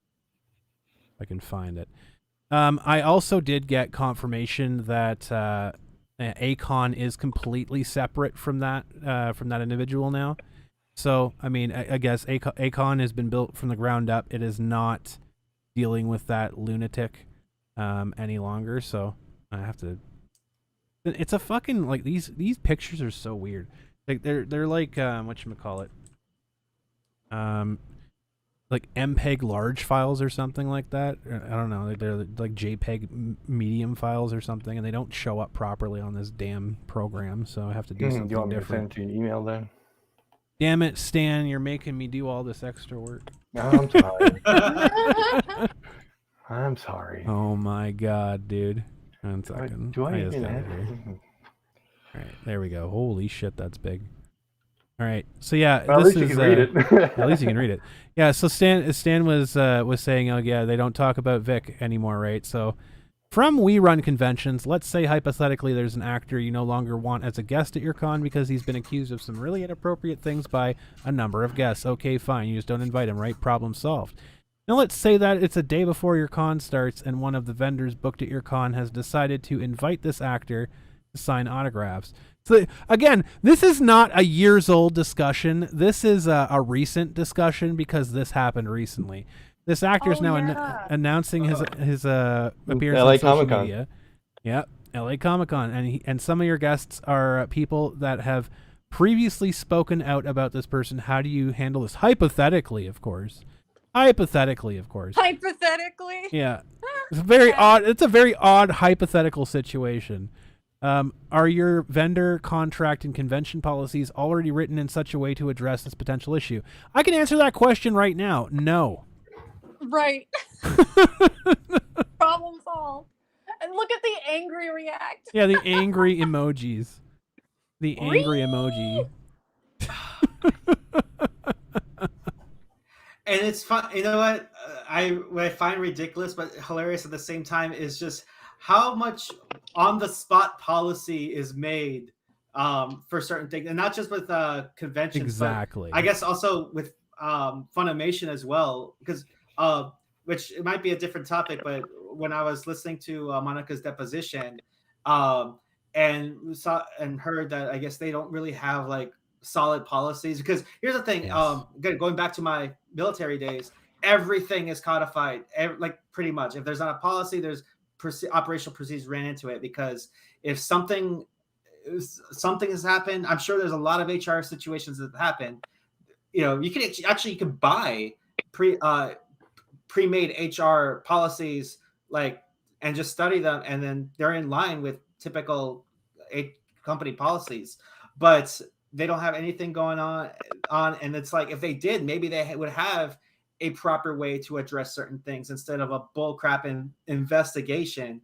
I mean, if anything, I haven't really checked onto Sony as much. And for full disclosure, I was a fan of Sony. I'd like to say that I still am, but shoot, maybe with all these lack of policy, that's why they got hacked by North Korea in 2010. North Korea of all people. Shoot.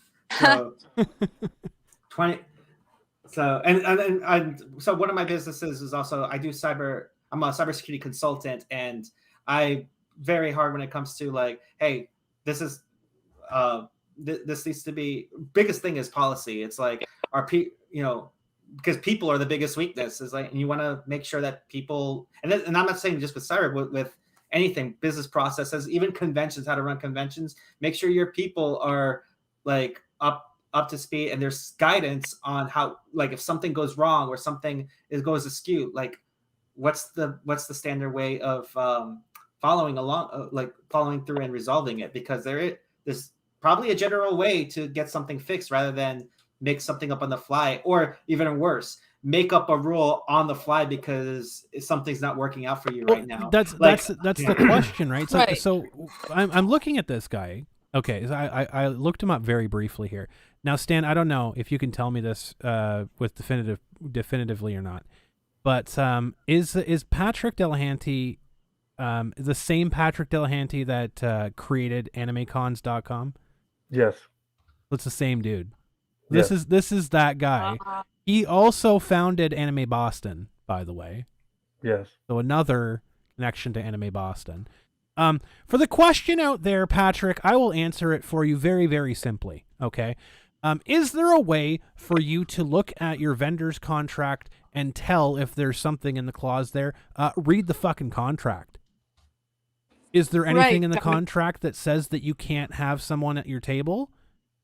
No? Well, then guess what? You fucking swallow that pill and you deal with it next year when you renew your contracts and you look at your contracts and say, okay, we have to put a clause in now to fix this. Well, yeah, that's kind of what I was trying to touch on earlier. Like, so many of these, con owners, con organizers, what have you, so many of them don't have the ability or don't have the education or the wherewithal. I don't know what it is, but a lot of them don't write contracts very well, and they don't even read them, apparently.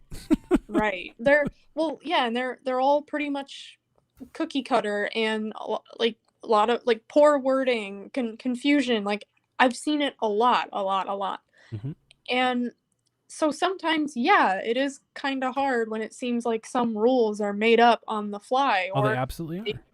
Yeah, and that's kind of what I was saying earlier. Like, sometimes for the guests who are just there to show up and do a job, like, sometimes there's misunderstandings and miscommunications because it seems like a lot of these, owners, like, they can't get their shit together. No. And they don't know how to do the business side of it. And they can't figure it out. And they take advantage of the fact that they haven't read the contract either. I mean, for the most part, and I've had a very heated internet discussion about this topic, about how I remember that. But how I drafted my own contracts for Kitchener Comic-Con, which I did. We didn't have formal contracts. Just spoiler alert, we never had formal contracts. We had verbal agreements or like written contracts via email. So I formalized contracts for the year that we had Vic because we wanted something more like formal for the vendors, for the guests and things like that. So I wrote my own contracts. I searched out, I took pieces here and there from the different contracts, which shockingly, they were all the same. So it was literally just like replace the convention name with our convention. There you go. I read everything over. I knew everything top to bottom. I knew what was being asked. I knew what was being promised. So if it came down to it, I could speak to the contract because I fucking literally typed it out word for word and put it together. So the same can't be said for most of these conventions, unfortunately. When you look at these conventions, they just take from the fucking Google Drive or wherever they get it from. They pull it from the cloud, and then they have, okay, here, sign this, sign that, done. And then when they come in, it's like, oh, well, we want you to do this, we want you to do that, we want you to do da-da-da-da-da. And guests are like, okay, I guess this is what I signed up for. But when it comes down to an agreement breakdown, when you have a vendor, right? Let's just throw out the hypothetical. Let's just talk about a situation that actually happened. When you have a vendor that has a table, and usually vendor contracts are like, you're allowed to have X amount of people at your table, okay? They pull in their people, they have an extra table spot, so they invite Vic in to come and autograph sign at their table. They're allowed to do that unless their contract explicitly states that they're not allowed to do that. So what's the problem here? Go back to the contract and say, well, does it say that you're not allowed to do this? Well, no, it doesn't say that they're not allowed to do this. Okay, well, I guess we have to let it happen. Right. They're allowed to sell things at their table. It doesn't even matter if Vic is selling autographs. If he's selling autographs, he could sell it through the fucking store. And the store is selling it. Like, this is the point that people don't seem to get. It's that Vic is not taking money away from the convention. I could see if he was selling like fucking dolls or something, like ball jointed dolls next to a fucking ball jointed doll vendor, then that might be an issue, right? When they approve this person to be a pop figurine and they're bringing in something that they're not supposed to be selling, I could see how that can be an issue, or that's bad taste business. But when you're talking about bringing in a guest to sign at your table for an X amount of time, you're bringing in free fucking money to the convention. So what are you complaining about? Somebody please think of the floor space.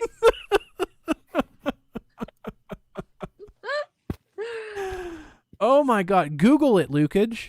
It's literally on Google. It's literally on Google. There's 5 different events that I looked up their contracts, and it was all the fucking same, outside of the convention name. Right down to the font, dude. Right down to the font. Don't pretend like it isn't. Convention contracts are not these like fucking NASA grade, like galaxy brain fucking documents, dude. You know how many fucking misspellings I've noticed in some of the ones I've had to review? Yeah. Oh, Jesus Christ. The they're fucking not always- spelling mistakes were exactly the same, You would think too. that they would fix the spelling mistakes. Oh, that would mean I have to actually read it. I'm sorry. Right. Oh, my God. Like, where do these people Hell, come know from? what's in your damn contracts. I mean, Jesus Christ. That's what I'm saying. Crumb, I remember you were saying back when the whole LA Comic Con thing was happening with Vic, I specifically remember seeing you say that a lot of things you know, in this kind of industry are kind of done with like handshake deals, as you Absolutely. put it. Yeah. And it's like, yeah, that's not unheard of. And me, like, remembering all the, you know, events I've worked and all the entertainers I've worked with, and I'm thinking back on it and I'm like, yeah, definitely. Like, that's not up for debate. And then all these people who just attended a con or were a handler for a guest one time years ago, Yeah. or whatever the fuck, they're being like, no, that doesn't happen. They all And turn it's into like, fucking like instant lawyer, like just out of yeah. water. And it's like, No, not a clue what they have no clue. it's like, I don't know what the what fuck you're talking about. I don't know what they think that goes on, right? Because like, how do you think that convention organizers or even teams a part of a convention have time to sit down and write a brand new contract with intricate details for every single vendor and guest and potential anybody that walks in, like, in any sort of situation? Obviously, it didn't happen because it didn't happen in LA Comic Con. It's a situation that happens literally all the fucking time where people bring in. It happened at LA Comic Con at a different table. Another table Right. brought in 3 guests to sign at their fucking table. It wasn't an issue then. So why is it an issue with this one thing right now? Oh, we have to think about the floor space. There's going to be an unauthorized line. Go fuck yourself. If there's an Dude, unauthorized line, Jesus Christ. I was laughing. I'm like, unauthorized line? Are you shitting me? Oh my It kinda reminds me- God. It reminds me of this old episode of South Park where I guess Cartman and the other boys were playing Americans versus Bosnians, and Cartman was like, "I got class 4 armor on. It's like special armor that's impenetrable to American bullets." Like, God. it's so ridiculous. Like the lengths that people will go to try and like wrap this into a fucking pretzel that'll fit into a square. It doesn't make any sense at all. Like, No, how and- can and- you say that? And then say, no, it had nothing to do with Vic. Oh, yeah, right. Right. Well, and you know, if they're really concerned about unauthorized lines, here's another thing, and I'm sure y'all know this. It's not news to you, but you I mean, you know how like guests they'll be allotted a certain time slot for their table when they are supposed to be at their table, and for Exactly. so the fans know, yes, this person will for sure be there, let's say 3 to 4:30 or something like that. Well, just because that's your allotted time slot for autographs, that doesn't mean you can't be at your table the entire day. Exactly. And so, you know, like Quentin and I would be sitting at our table and it would be like kind of quiet for a second, and then a big panel would get out or the masquerade would get out, and then he'd have a big line that no one expected because it wasn't his allotted time slot. But Yep. no one fucking complains about it because guess what? It's a big enough space, and they expect that. You expect crowds, and Exactly. and it's not unheard of, and it's awfully funny that people on either side of their mouth will first say, well, no one cares about Vic, he's irrelevant. And then it's like, but he'll attract a big crowd. It's like, okay, which one is You'll it? attract too many people. Like, who wouldn't want, like, what vendor would not want a captive audience, right? where they Right. have to Plus a stand free there and gift. look at their stuff for like 2 hours. And all these dickbags who were trying to get Vic canceled from that, appearance. It's like, okay, well, you took away money from a small business, Exactly. and like, Oh, they gave it that's away. so Oh, wrong. actually, sorry. It's- You're right. The business that brought Vic to their booth. Yeah. Yeah, Right. which is silly too, because like you said, that's not something that doesn't happen. Like, Happens you brought up all so the many examples, but it's only a problem to these people when it's someone they don't like. Exactly. And like most of the time, conventions don't give a shit about what their vendors are. I mean, I can say for Kitchener Comic-Con, we actually turned away people because there was too many of X, Y, or Z. Like, Sure. we don't want to and because we had good relationships, like people that supported us right from the beginning that sell certain things, and like we want to make sure that we're not encroaching on their business. So we try to have a variety of vendors. Some conventions don't give a shit. Like Anime North, 99% of their freaking vendor hall is pop figurines. They don't Shoot, have- So annoying. IckyCon last weekend, there was a vendor that sold CBD in broad daylight. Yeah. Now, Nice. with that being said, I don't know if IckyCon was aware of it. I know there was a big stink that happened once it came out, and to the staff's credit, because I didn't go because I have a couple of bones to pick with like certain parts of Icky, but not IckyCon itself. But oh wait a minute. But like there's a couple of the staff that I did see respond to it. They did exceptionally well, and I do commend them for it. But somehow, this vendor slipped through the cracks, and people got sick, and like it's like how does that happen? Because I remember like vendors had to be vetted. Yeah. Because for bootleg items or anything like that. So I would say that they got vetted before, but they didn't follow up when they were setting up at their show. Exactly. And you also have situations. This happens often too. And this is stuff that we've had to put our foot down with, but other conventions don't seem to care.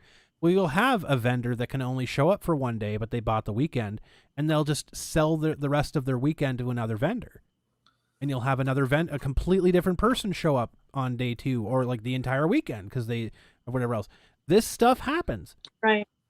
And it's like as a convention, be like, well, hold on a second, but they bought the contract or whatever else. They're bringing the stuff in, but it's like you prove like that stuff we've had to put contingencies in and say it's non-transferable.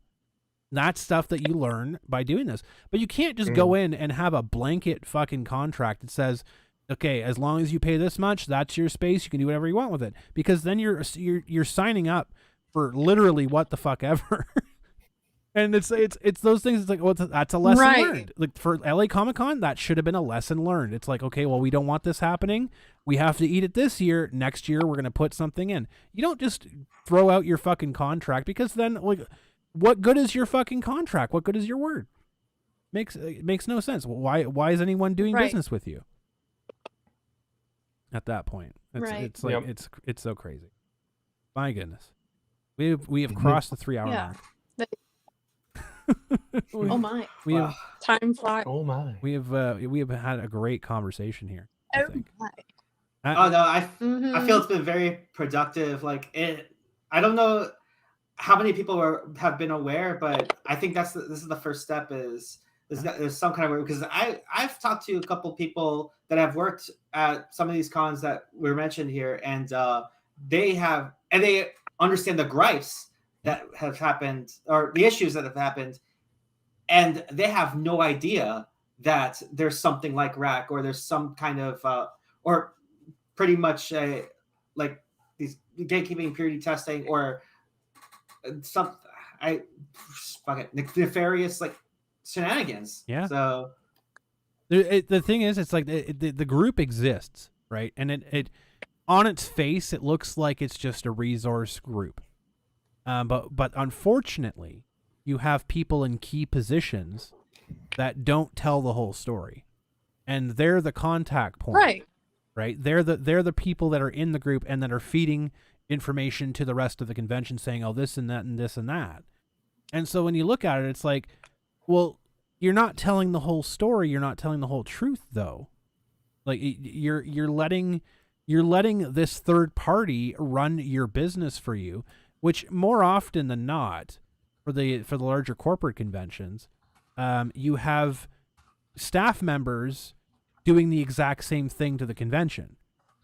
I saw it at Anime North all the time, from people that I know that worked through Anime North. You have people that might be the director of like a department, but they're the ones that are going in and sabotaging everything for the convention and saying, that we can't have this person, can't have that person, blah blah blah. It's like the con owners are so busy doing other stuff, they don't bother to look it up, they don't bother to follow up with it, and then you just end up with a whole bunch of nonsense. Like you end up with like a guest relations manager that's literally keeping key guests out of your convention because they don't like their politics. It's like con owners need to, very much like RAC needs to, their admins need to take ownership of their fucking events, need to take ownership of their groups and say, like, if this shit is happening under my watch, I need to fucking fix it, because this stuff is insane. It's happening all the time. It's happening way too often. Way too often. And in the same token, you got con owners who are taking ownership of their shows and making decisions, and then there are people under them who are getting upset by some of the decisions that they're making. In this case, a certain con organizer invited Vic, and then their staff pretty much said they were going to rebel. Yeah. And at that point, it was like, okay, what are you going to do?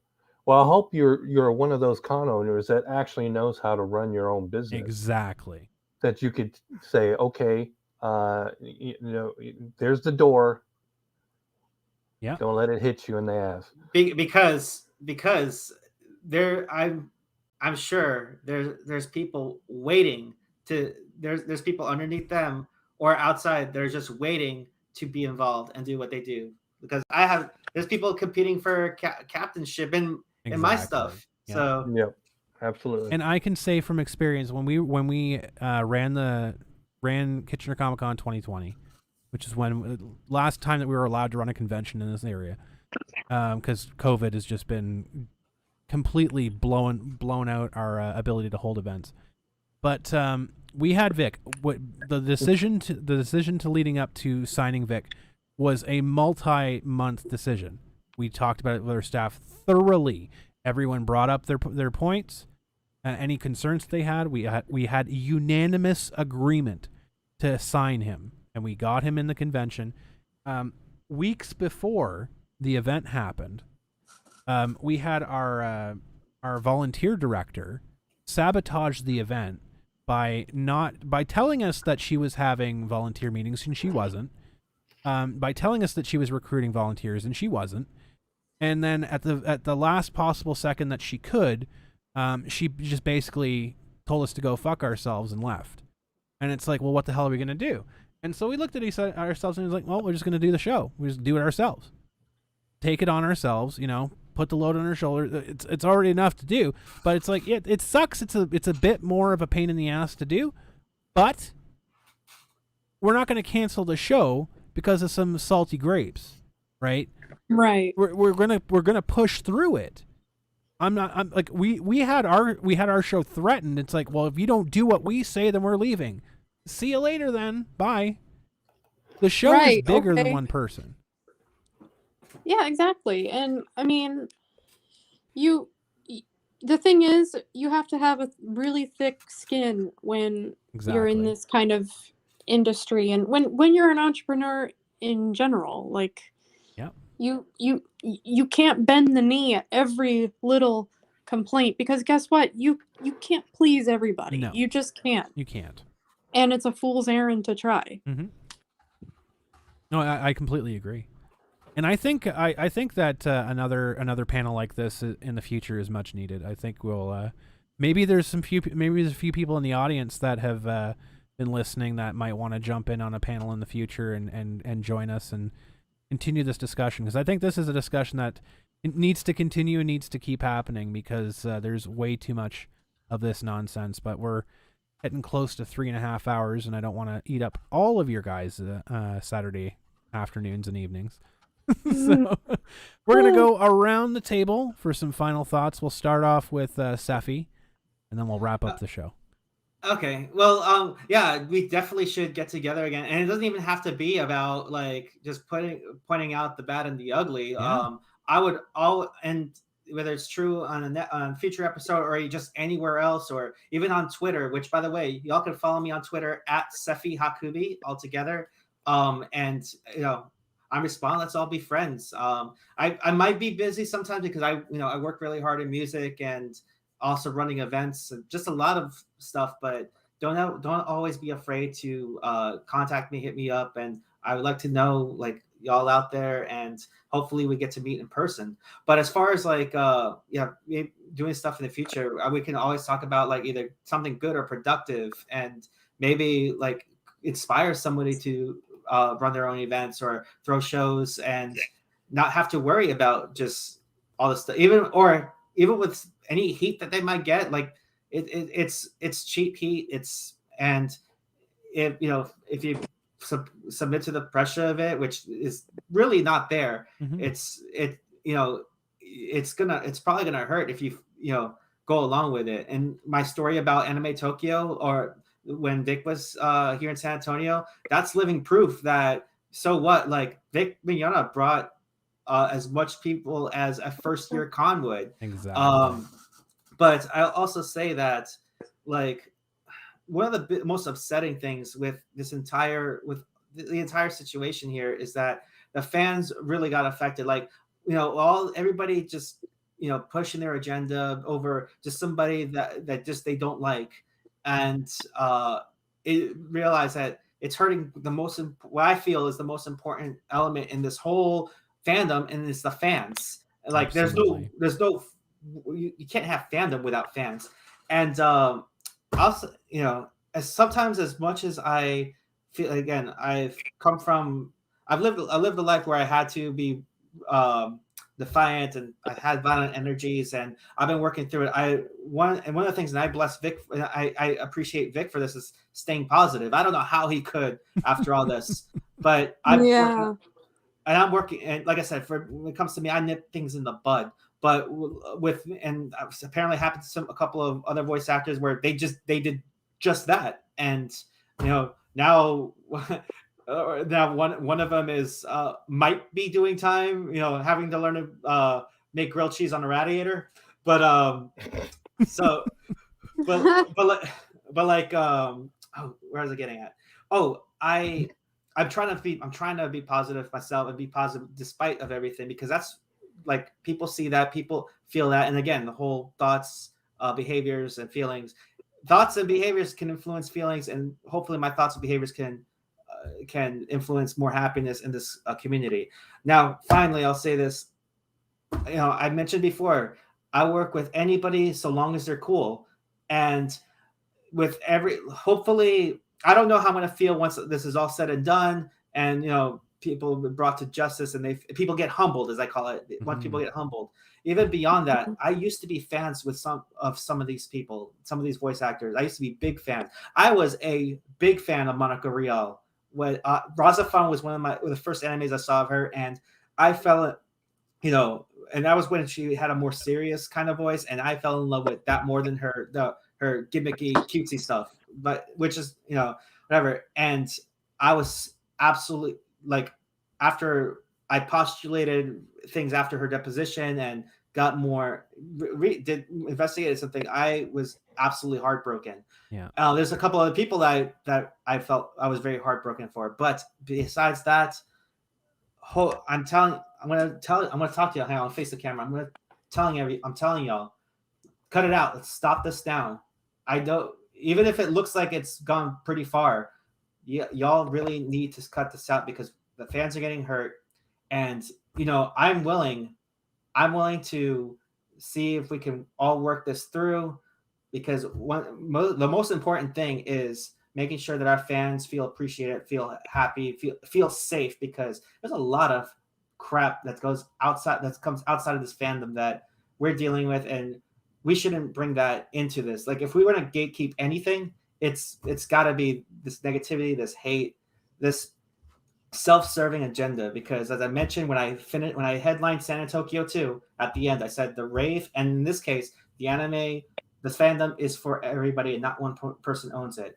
And you can't stop this. Nobody can stop what like all the great things that we're doing, because that's just the fact. You know, you can mob up, you can cancel, you can intimidate, you can be violent, but y'all can't stop this. And I'm living proof of that. Vic's living proof of that, and there's quite a bit of people that are. And honestly, as much like, you know, some of y'all might think that, you know, we're gonna retaliate very violently. No, like, I'm with everything. I'm willing to make it easy. But that's, now in that case, that's up to y'all. Far-fetched for me, but that's up to y'all. But I'm gonna tell you right now, I am gonna do my thing. Vic's gonna do. Everybody here is gonna do their own thing, whether y'all like it or not. Absolutely. And how would people go about finding you, Sephi? I'm going to put your contact info in the description. I'm going to get everyone's contact info and put it in the description. But how would they go about finding you or contacting you if they wanted to? Okay, so everything's listed on. So my website's sephihakubi.com. It's pretty easy. It's my music. It's my artist website. So that's where you can find where I'm performing. Any music I have. I have a couple of things that I've personally signed, but I'm going to be creating a lot of content and putting it out on Beatport, Amazon Music. I've got a couple of trance songs out there. I also got a couple of things on SoundCloud as well. And mixcloud.com/Sephi Hakubi is where I have all my DJ sets. But sephihakubi.com is pretty much where you can find everything. And Twitter, I would say, I want to use as Twitter is a thing that may or may not be good for the soul. Twitters tend to be like an easier way for me to kind of engage. So, and I want to kind of make things more positive on Twitter. So, and the way to do that is like interact positively. So follow me on Twitter. I'll follow back. We'll talk. We'll communicate. And don't be a stranger. Don't be afraid that you're gonna annoy me. I mean, even though if I am busy, and like I always say, just, you know, if you don't hear from me today, hit me up in a couple hours. I'm probably at work without my phone or something. So, and like I said, let's be friends. I'm not, you know, I'm just a guy that hits buttons on a $6,000 machine, you know? Absolutely. That's awesome. Well, Stan, final thoughts. You know, I'm just gonna do what I'm gonna do, and I will say what I want to say, and people will like it or they won't like it, and I'm not doing it to piss anybody off, but I have my own opinions on certain things, and I will express them, whether it be on Twitter, the trash that is Twitter, or one of the other social media platforms, and I'm on some of those already, so right. you don't need to follow me if you don't want to. I don't make these accounts to be, you know, to be followed. I just do it to express myself, sort of thing. That's so awesome. And I do plan on hosting other events and bringing Vic to other cons, since a lot of con owners have made it very clear that they're not interested in bringing Vic, and which is sad. Unfortunate, they're losing a lot of money. Unfortunate, because, you know, he will bring in the money, and money is what you really need right now with your show being dead for almost 2 years, and for some of you, that can't come soon enough. So absolutely agree. All right, Sam.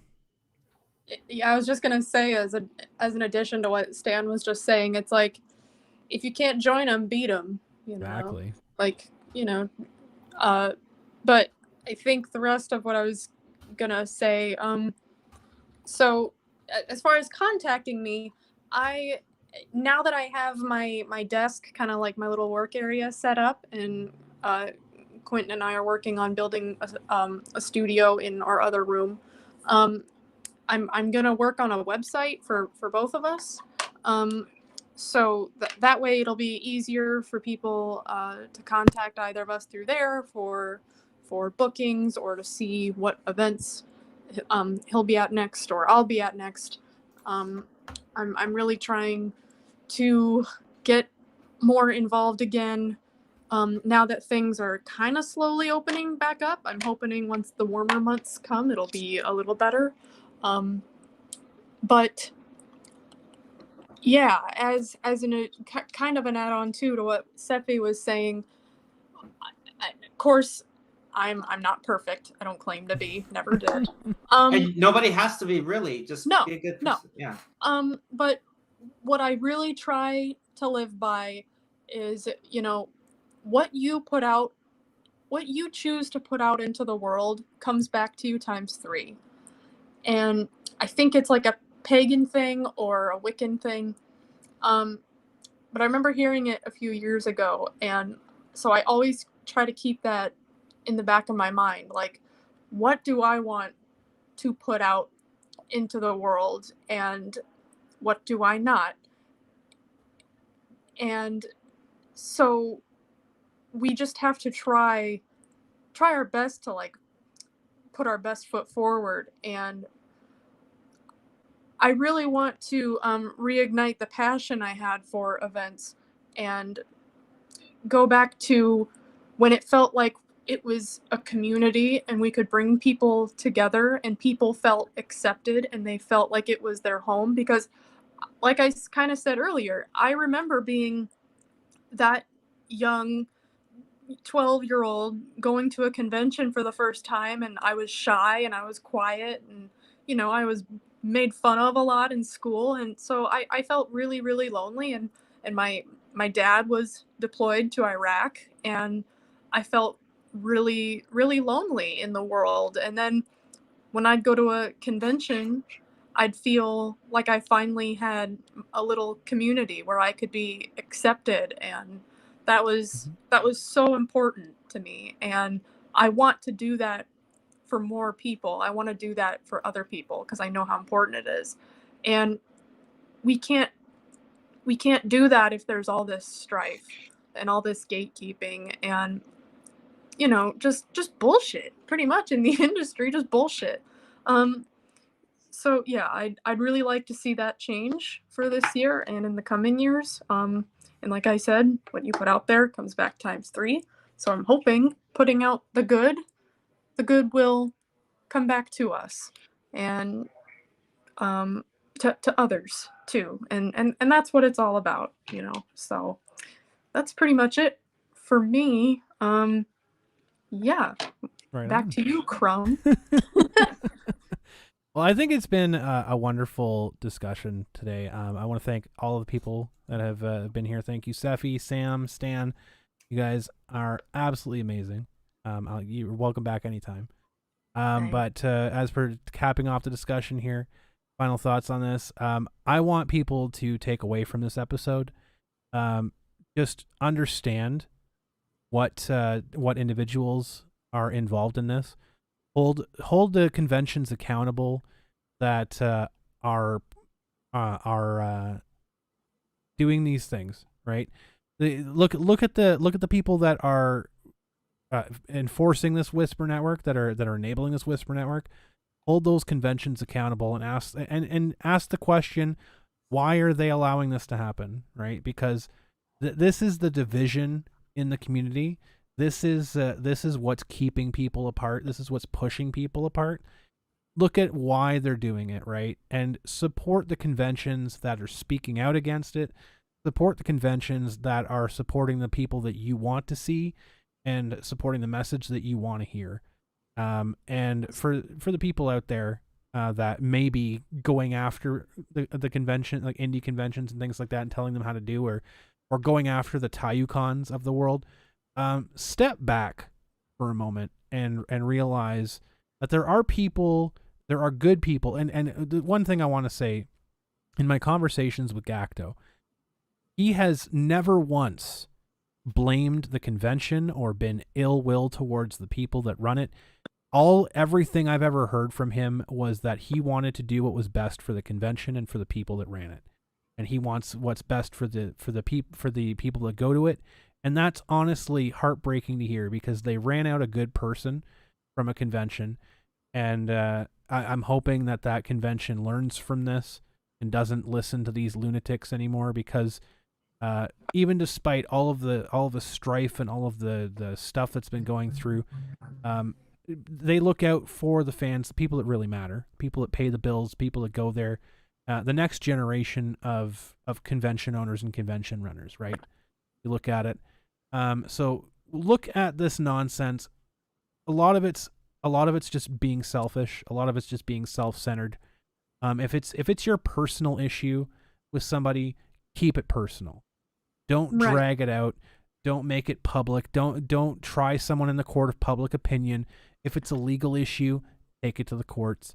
Settle it where it needs to be settled. That's what I'll say about that. So, like, again, don't contact the people that we've talked about today. Just, be aware that these people might still be involved with these conventions to some degree, and they might be influencing the decisions that are being made that are ultimately taking it out on you, the fan. So you guys can take that information and do with it what you will. Again, don't do anything untoward.